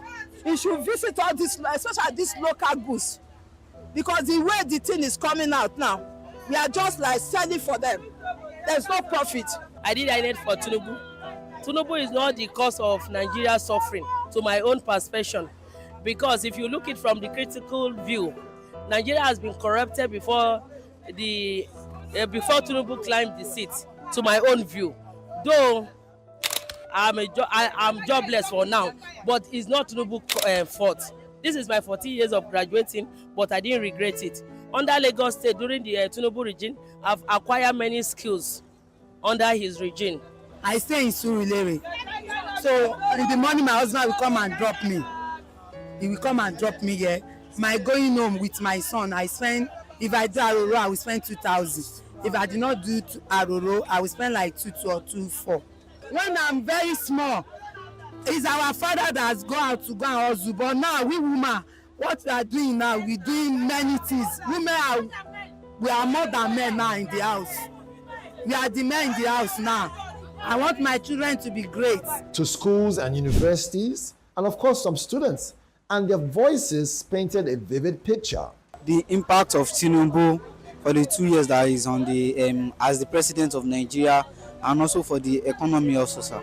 From my place to my school here, because I live at Ibejuleki, so me coming here, I spent 5,000 naira for transport fare. If I'm also going back home, I spend 5,000 naira, making 10,000 naira. So for this month alone, I've been spending 40,000 naira on only transport fare alone. Transportation is killing almost every one of us in Nigeria. If I'm coming to the school, I have to do what? I have to eat. Let's say I estimate myself for the food. I eat, let's say 1,000. So it's a lot. I heard about the student loan that we can actually take a loan that when we want to fill the form, they will ask for the name of the school and everything, and also the account of the school. They will deposit the money into the account of the school. That after we graduated from the school, they will be deducting the money from our salary. But I've not been benefited from the loan. I've benefited negatively because it's first time with my parents. So whatever affects my parents will affect me. It has not been easy to support my education. They should just consider us more on their plans and anything they want to do. They should consider the students. Like I had to come here from Badagry because my study center at Badagry does not have a lab for our practicals. So I had to come all the way from Badagry here to find a place to stay and all of that. It has been very risky and not easy. I've heard about the student loan, but I was told it was not real. For some, the fuel subsidy removal and rising cost of living have brought significant hardship, while for others, they acknowledged the tough decisions holding on to hope for long-term gains was necessary. But again, insecurity remains a deep concern for many. Even as the government reports progress, it's a daily balance between struggling and resilience for Nigerians. So to understand the strategic shift, Elizabeth and I from BDTV News turn to Professor Anthony Killer, who is the director of CIAPS, a leading strategist in governance and policy making. He highlights the administration's bold reform, like the exchange rate unification aimed at fiscal stability and attracting investment, which was not bad. But again, while these moves are made, the administration undoubtedly has caused immediate economic pain, particularly with inflation. I am one of those people, the few of us left, that do not agree that removing fuel subsidy was a good idea. Fuel subsidy is gone. A lot of people agree that it's a good idea, including those of us who were against it before. All of a sudden they agree, let history and their conscience judge them. Because when some of us were against it, it wasn't personal, it wasn't political. It was pure economics. Why am I against removal of fuel subsidy? Because I know as a trained economist, and I want to underline that, when you remove fuel subsidy from a system like Nigeria, I was against it under Jonathan because I said it will increase the price of transportation, it will increase the price of food, it will create poverty. And that is exactly what has happened now. If you say to me that you have to remove fuel subsidy, you have to tell me two things. One, why do you want to remove it? And two, what are you going to do with the removal? If you're removing it because people are corrupt, then gather the corrupt people together and jail them or stop them from being corrupt. The people involved in the corruption of fuel subsidy are less than 2,000. So because of 2,000 people, you're going to make 200 million people suffer. That does not make sense the way I was brought up. But there's something very wrong about that, and it needs to be said. Professor Anthony Killer also went on to point out some key areas where Tinubu's administration and style has affected the nation, but the challenge still lies in translating these policies into tangible improvements for every citizen of Nigeria. I think so far the government is very high on intentions and politics, but rather low on governance. Okay. And I say this because I use three elements, three criteria. What did they meet there? What did they promise? And what do we expect from them? When they were going to government, what the promise was lower prices, more food, more employment, a better Nigeria. For any reason in the world. That is, by the way, so far so bad because the cost of energy has gone up, the cost of electricity has gone up, prices of food have gone up. Absolutely. So, I don't know, maybe they're building the house, maybe it will be better, but in the meantime, it is rough for people, and it must be said, because if it is not said, government might get a wrong impression. Whether they are doing it for our own good. They celebrate reforms. Technically, I can see some of these reforms. I disagree with some of these reforms. I think we're halftime now. At halftime, government should be saying, I have done this, not I am going to do. I call it governance by tenses.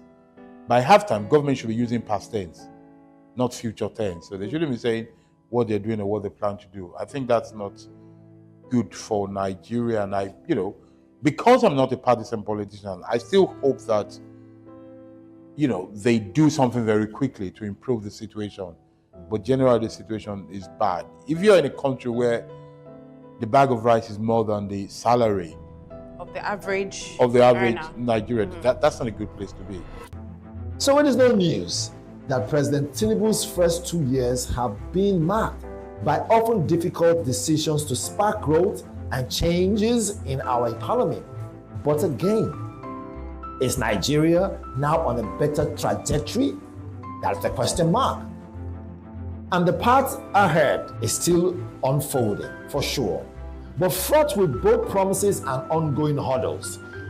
We ask again, so far, as the nation moves forward, should the ultimate measure of his leadership so far be focused on how swiftly and equitably the benefits of renewed hope is touching Nigerians in different ways? If at all, has it truly reached the homes and lives of all Nigerians? Well, the journey continues. And so you heard everyone's opinion, from students to market women. You heard them rant over how they've gone through a lot and how it's difficult for them to be able to come to work or go to marketplace, even be able to get to lectures on time. Does this mean that Nigerians are going through a lot? Does it mean that the fuel subsidy removal affected the nation in a very, negative manner or otherwise? Now, we also heard Professor Anthony Killer being interviewed by Elizabeth, and you heard all he had to say. As a professional, he weighed in. But looking at the streets right now, cars are still moving. Meaning to say people are still buying fuel at exorbitant prices, but they have the money to buy this fuel. So the question is, 2 years has come and has gone. Are we moving forward or are we regressing? You decide. Has the 2 years of President Bola Ahmed Tinubu favored you or not? A big question that needs big answers. My name is Onika Valentine, BDTV. Until some other time, let's keep hoping.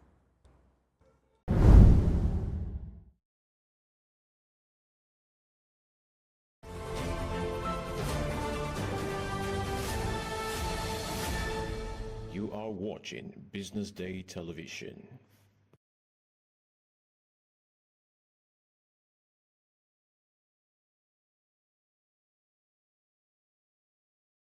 Welcome to the Business Day Insurance Conference. Our theme today focuses on resilience and growth in uncertainty, charting the path for Nigeria's insurance industry. Business Day Media hosted the Insurance Conference 2025 on the 16th of April, bringing together leading voices from across Nigeria's insurance landscape.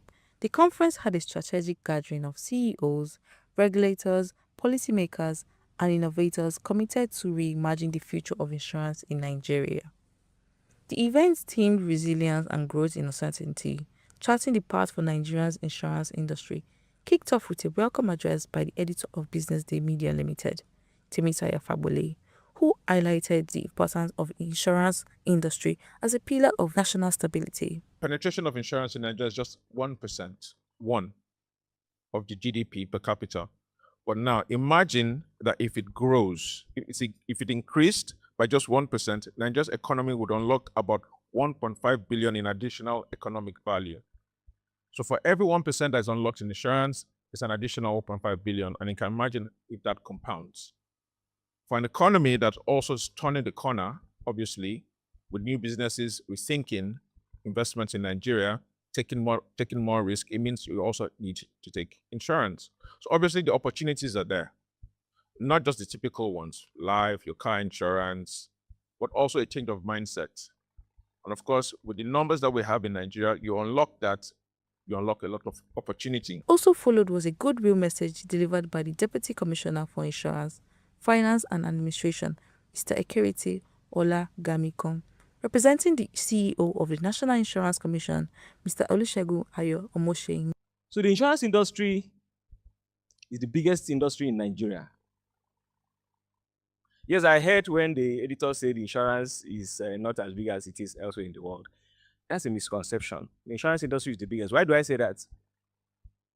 By the time we begin to hear from the keynote address and other conversations, we'll discover it, we'll find out, we'll appreciate it. So how it works is that we secure all of the businesses that are being done in Nigeria. So when you see the value of Dangote Refinery, it's the insurance company that holds it together. When you see the BUA group, any group at all that you mention, it's the insurance industry that holds it together. Because what we call the sum insured, which you don't understand, is the value of what we secure. So why won't we be the biggest? So please, let's put our hands together for ourselves. The keynote speaker, Dr. Chizoba Perpetua Egolu, rector of the College of Insurance and Financial Management, during her address, emphasized on the need to build resilience in the face of economic uncertainty. She also talked about the versatility, strategies, challenges, opportunities, solutions, growth, and the role of stakeholders in the insurance industry. As insurance practitioners, we have first-hand information on the impact of economic uncertainty on our clients. And we have also seen the importance of insurance in ensuring that we restore those businesses as it is. Also, if we could close our eyes in a flash and think about what will happen if there is no insurance business in Nigeria. First is that we won't be here. There will be no job for all of us, two of us. So our importance cannot be overemphasized. So I may bold to say that insurance is a recession-resistant industry. In fact, we can say that one of the synonyms of insurance could be resilience. So we are a business that have come to stay. The conference featured 2 engaging panel sessions with reputable industry experts. Here is an umbrella representing the insurance in Nigeria. You can see this umbrella here has power. It can cover the risk of an entire nation. But how many risk is under this umbrella? It is less than 1%. The contribution to the GDP, less than 1%. So we can have 100% under this risk, but the potential currently is 1%. It shows that we need to bring in all innovative technique to bring people under this umbrella. So amidst that, this umbrella here is shaking. Why is it shaking? Because of high inflation level in the country. There is so many things that is happening in the country, interest rate, volatility, and co. So those are the topical issues that we're going to be discussing today. One is about the clients themselves, and one is about the insurance companies too. From the clients themselves, you have to pay insurance today for a purported unknown risk that could come up tomorrow.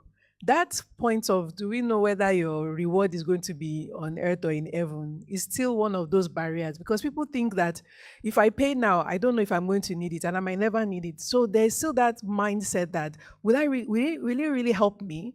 And when you put that beside young people today, they have this you only live once mindset, right? And you're saying, I only live once and I'm going to put this money here. I don't know if I'm going to benefit from it, right? And when they start to think that way and they look at, okay, what if I need it? What is the multiples I'll get?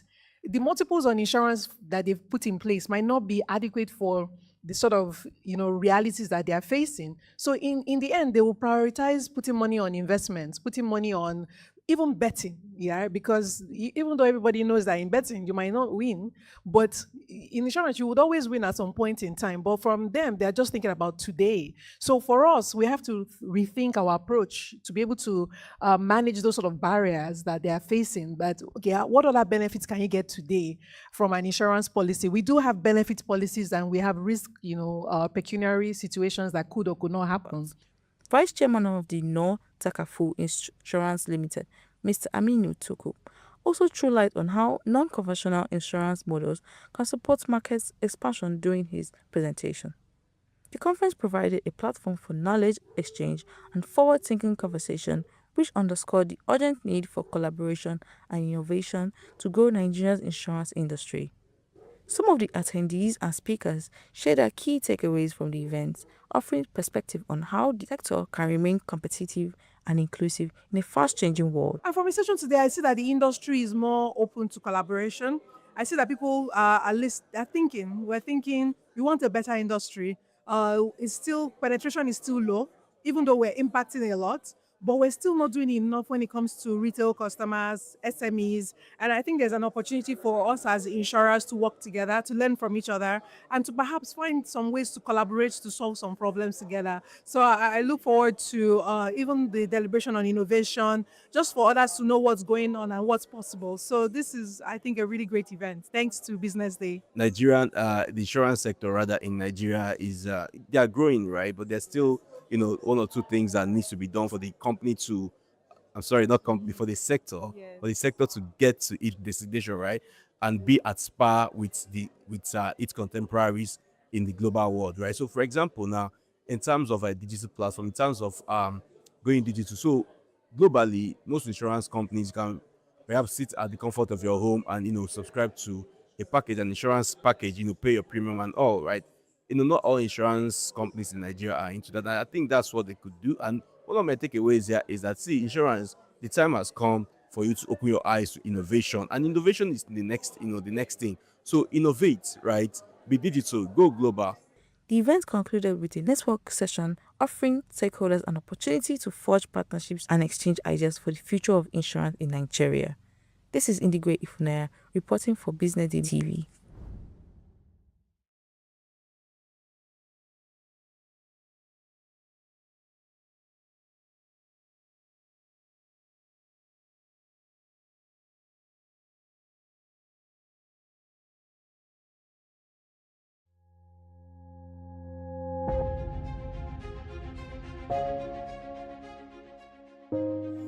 Good morning and welcome to the BDTV Breakfast Show. I am Bethel Ogajabi. My name is Elizabeth Musa. And this is the social listening segment on the BDTV Breakfast Show. We're talking about the Fly Nigeria Act. Can you give us a background into what this is about? We are here today on the streets of Lagos, Nigeria, to gather opinion about a pressing issue. I go look at the cost of petrol. We get very Nigeria with the suffer. The income is not really increasing, but the prices of items are increased. Nothing like service again, no. You only pray for that money to reach you that month.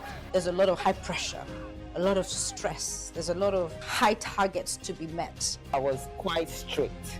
In my mind, I said, looking for my hand, my picking go spoil.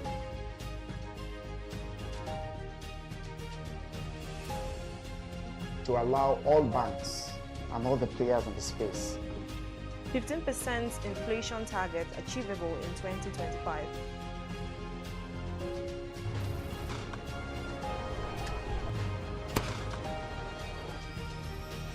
The command and vision philosophy of both the Chief of Defense Staff, the Chief of Army Staff, and indeed all the service chiefs.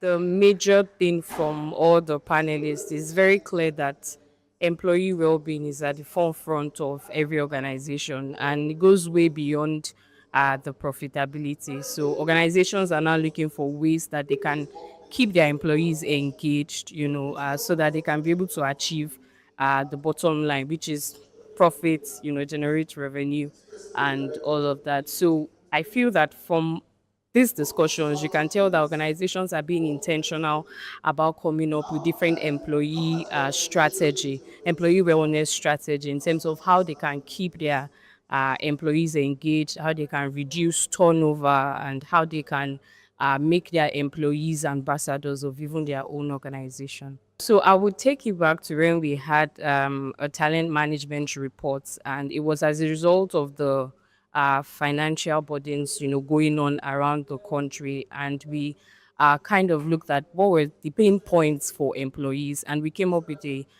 total reward, looking at the total reward strategy. And what's the total reward strategy? So most times we feel that compensation is just focused around payroll, pay what you get at the end of the month, but it goes way beyond that. So you focusing on how you can help employees in terms of their career, in terms of training and development, in terms of how you can create that environment that will make them thrive. So you're not just focused on the pay, and you can work on employee benefits, so because those are the things that employees are actually looking out for. Just linking it even to today's event and looking at the wellness, employee well-being, is being holistic and focusing on the health side, which in the total reward system, the health side would address in terms of HMO that the companies will provide. In terms of finances also, you have different bonuses, reward system. You having programs around reward and recognition and all of that. In terms of how they move about, how they go to their organizations, can you introduce like a flexible work arrangements, a hybrid work arrangement. So those are the things that we introduce in our organization. So for PCO, for example, we have different things that we do to make sure that employees are engaged, right? So we have the employee wellness check that we normally do just to get feedback from employees on how the company is doing, right? Even in terms of pay. So we try to do like a compensation benchmarking just to see if employees are being internally compensated fairly and even externally compensated fairly. So those are some of the initiatives that we introduce in Philips Consulting. At my job mark, we've realized that employee engagement is not one fit. So we have different engagement activities that would cover both the young and the older generations. So we have flexibility, we have structures, we have communications. We encourage people to speak up, and we also have feedback processes to make sure that all the engagement activities would cover both the young and the older ones. As my job mark, we realize that well-being is very, very, very important and is key, and we do not joke with well-being of the staff at my job mark. So we encourage flexibility where people are allowed to work from home and take care of their personal life, because we know that employees do not just function at home, they function at different areas of their life. So we encourage them to work flexibly. And aside that, we also do check-in where we check in on our staffs to make sure that they are doing okay. And we also have well-being strategies and events where people are able to learn financial literacy. They're also able to learn stress management and some other areas that would help them to build their well-being. So I've been able to learn from other participants. So I've been able to learn how they are able to create different engagement activities to make the people's life meaningful at the workplaces. So it has actually been a very learning process for me. Aside being a panelist, I've also been able to learn from other people how they are able to involve the employees in the workplace. And I've been able to write a whole lot and hoping to include that in my company where I work. An enhanced leadership mindset, really focused on driving the right level or an increasing level of employee engagement in order to boost profitability. Challenges, I think the key thing is trying to ensure that everybody's on the same page. And for you to do that, you really have to ensure that from the top levels, so management, top management down to middle management, all have to buy into the vision, all have to understand what you're trying to achieve, and you have to embed the right values into your culture. Otherwise, it's impossible to succeed. So it isn't uncommon to have employees who define their approach, I'd say. It starts from recruitment. Fortunately, at FBN Quest Merchant Bank, I can say that we have had maybe little or no instances where we've had to call employees out for misbehavior, quote unquote. It's important to ensure that from the recruitment stage, you actually hire the right people. If you do not share the same values as the values we espouse and we imbibe in the organization, then it's going to be difficult for you to come in and embed this in the way you work every single day. So start with recruitment. Do your best to get it right. Generally, we have cardinal issues which we put in place in terms when we speak to employer engagement.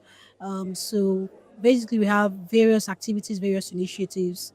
We have town halls, we have surveys, and one other way, we have one-on-one meetings between staff and their line managers. And generally, the general thing about the African culture where most of the time people find it difficult to speak out or speak up about issues affecting them. We've been able to overcome these type of challenges by making the workplace a safe space for people.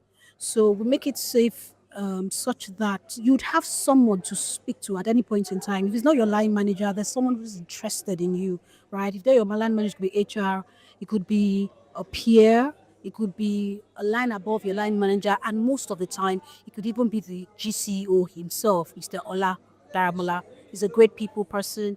He's really interested in his staff, right? And he takes a personal interest in the daily or the personal affairs of people. So all these are structures which we put in place to ensure consistent and constant engagement of our employees. A wise man once said that where purpose is not known, abuse is inevitable. So one of the first things we do is to avoid abuse, right? So to avoid abuse, we ensure that we have a consistent communication around strategies, around structures, around the support which we provide to staff. So if it's short class, it's the logistics support we provide, right? We ensure that you really understand the purpose behind it, which is to ease your transport fares, to ease your ease your movement to and fro work. So when you have a system or an environment where there's constant communication, where there's clarity of purpose for different strategies or initiatives, it's difficult to find abuse. I mean, till today, I'm yet to find any case of abuse of because there's always constant communication, there's consistent feedback. However, if it should happen, right, there are also measures in place. You could find a way where it's either your peers or someone around you who gives you a nudge and helps you know you need to. So what happens? The person just like kind of like self-regulates. That's usually what happens. The person just self-regulates. It's rare that we would have cases of panel, disciplinary panel. So we generally have an environment, right, that people feel free to speak out, right, to explain things to either their line managers, the upper ups, or their peers. And so this constant communication helps to eliminate any such friction which you could face, such as abuse of privileges. Yeah, it's been an interesting conference. Had great panel speakers, really, really great panelists. We do a very fantastic job at Blue Ball Financials today, but what I've heard from a lot of other people shows that there's still some more great work we can do, right? In terms of engagement, in terms of aligning employee welfare with productivity and translating that into profitability, in terms of the keenness in which we engage staff and ensure that they are fully and consistently engaged so that they can be productive, not out of force, right? But because it just flows naturally. In terms of creating enabling environments, I got a lot of insights, insights on being free to be, making it easy to be vulnerable, right, around people so they don't think you're a superwoman, they can do everything, right? That was really, really, really interesting. That was a nice concept, which I intend to employ going forward. So for us at Blue Bob Financials, right, employer engagement is key because coming through the front door, our keyword is we work hard and we play hard, right? Because everybody has their individual KPIs, which boils down from the unit's KPIs. So it's not just pushing them to achieve that. We need to reward them, not financially. Your salary is for doing the work. That's not your reward. So we have different forms of rewards to encourage employee engagement from our team bondings, which are different kinds of team bondings. We have our virtual team connects that we do every first Monday of the month. We have physical team bodies that we can do departmentally and as a group worldwide. Even our town hall, after raising tough questions and being very constructive, guess what? We party afterwards. Wow. And we always make sure it's a Friday because we want to party. We rent a place and we party afterwards. We encourage staff to share good news. So you're getting married, you just had a baby, the good news will show up. On the flip side, you know how life is. Certain things will happen. We also show up. We encourage. Apart from the staff coming together to encourage the company also, we have things that we do. We have awards that we give. We have gifts that we give for different levels. So different forms, no matter how small, no matter how big, we use it as an opportunity to build on employee engagement. And, we keep trying our best. Anything we see and we can sneak into it, we do. We celebrate a lot. Birthdays, work anniversaries, even the births and weddings, we announce it. WhatsApp, emails, different things. The aim is to make everyone feel welcomed, make everyone feel belong, that you are identified. No matter your role, no matter your cadre, we see you, we recognize you. Because everybody builds to the company's growth. I learned a lot. And you're from Business Day, right? Yes. I hope you're going to keep doing this. Okay. Please do. Okay.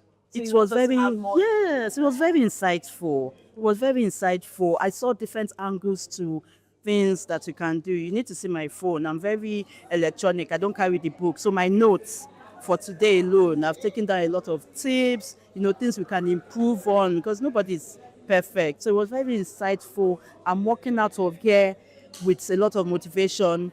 I have 5 people in my team. Everybody's busy. I had to pull someone out and say, please come here. You just come and listen to what is happening here. And she got here on time and she's going to do a presentation to the wider team on Friday. And Friday is when we have our own departmental meeting. So it was very insightful. Thank you very much, Business Day.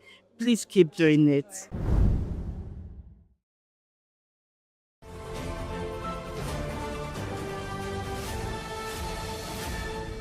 You are watching Business Day Television.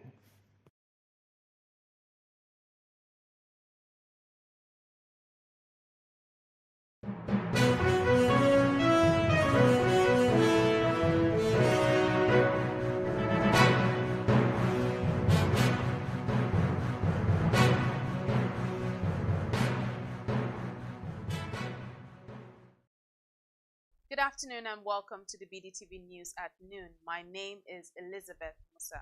Let's see what we have on the headlines this afternoon. 7 states spend 190% of revenue on loan repayment. Nigeria brings in Danish cows to cut $1.5 billion milk import bill. Boko Haram fueled by political elites to destabilize Tinubu, says Kalu. Disney makes hundreds more layoffs as imports cost. Man City turned to Wolves via a Nuri to fill left back void. Let's begin the news in Nigeria, where 7 states have spent an average of 190% of their internally generated revenue on debt servicing in the first quarter of 2025. Reports reveal that this development shows the worsening fiscal strain facing subnational governments in the country. Data reports of Bayelsa, Adamawa, Benue, Niger, Kogi, Taraba, and Bauchi states show that debt service expenditure in each of the states exceeded their IGR by more than 300% in many cases. In the first quarter of 2025, 7 states spent a total of 98.7 billion naira on debt servicing, making a sharp increase of 51% compared to the 65.2 billion naira recorded in the previous quarter. Moving on, Livestock Minister Idi Maibha has revealed that Nigeria is importing dairy cattle from Denmark as it aims to double its milk output within 5 years. Maibha added that this is part of a plan to cut dairy imports that cost the country $1.5 billion yearly.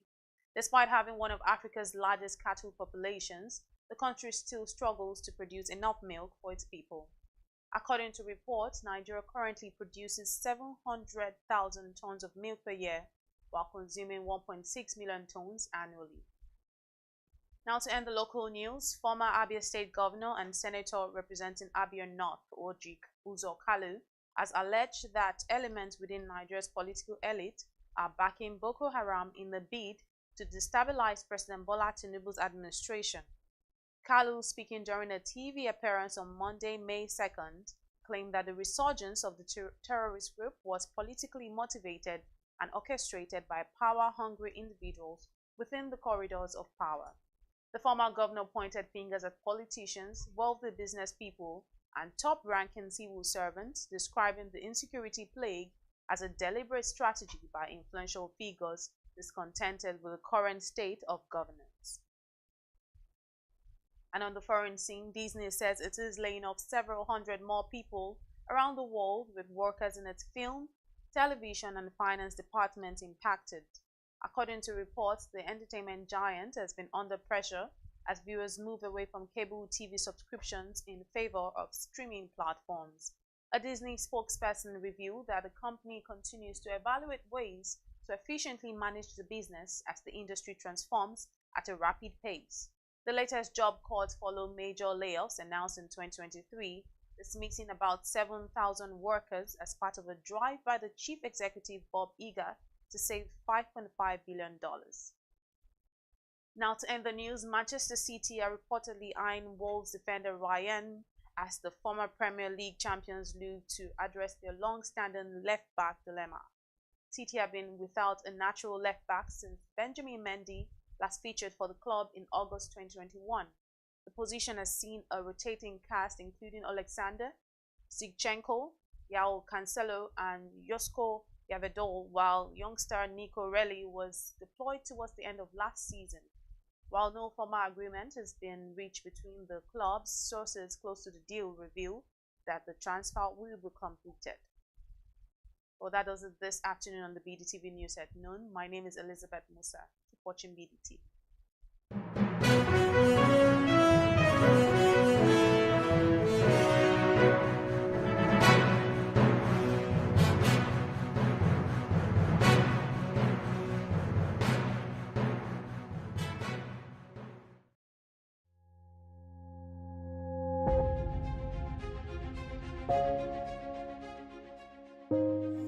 Good morning and welcome to the BDTV Breakfast Show. I am Bethel Ogunjobi. My name is Elizabeth Musa. And this is the social listening segment on the BDTV Breakfast Show. We're talking about the Fly Nigeria Act. Can you give us a background into what this is about?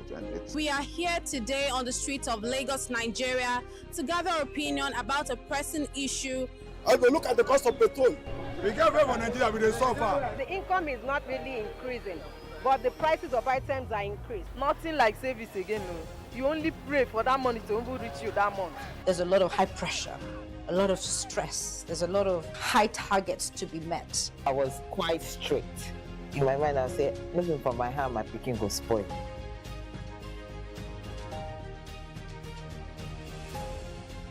To allow all banks and all the players in the space 15% inflation target achievable in 2025.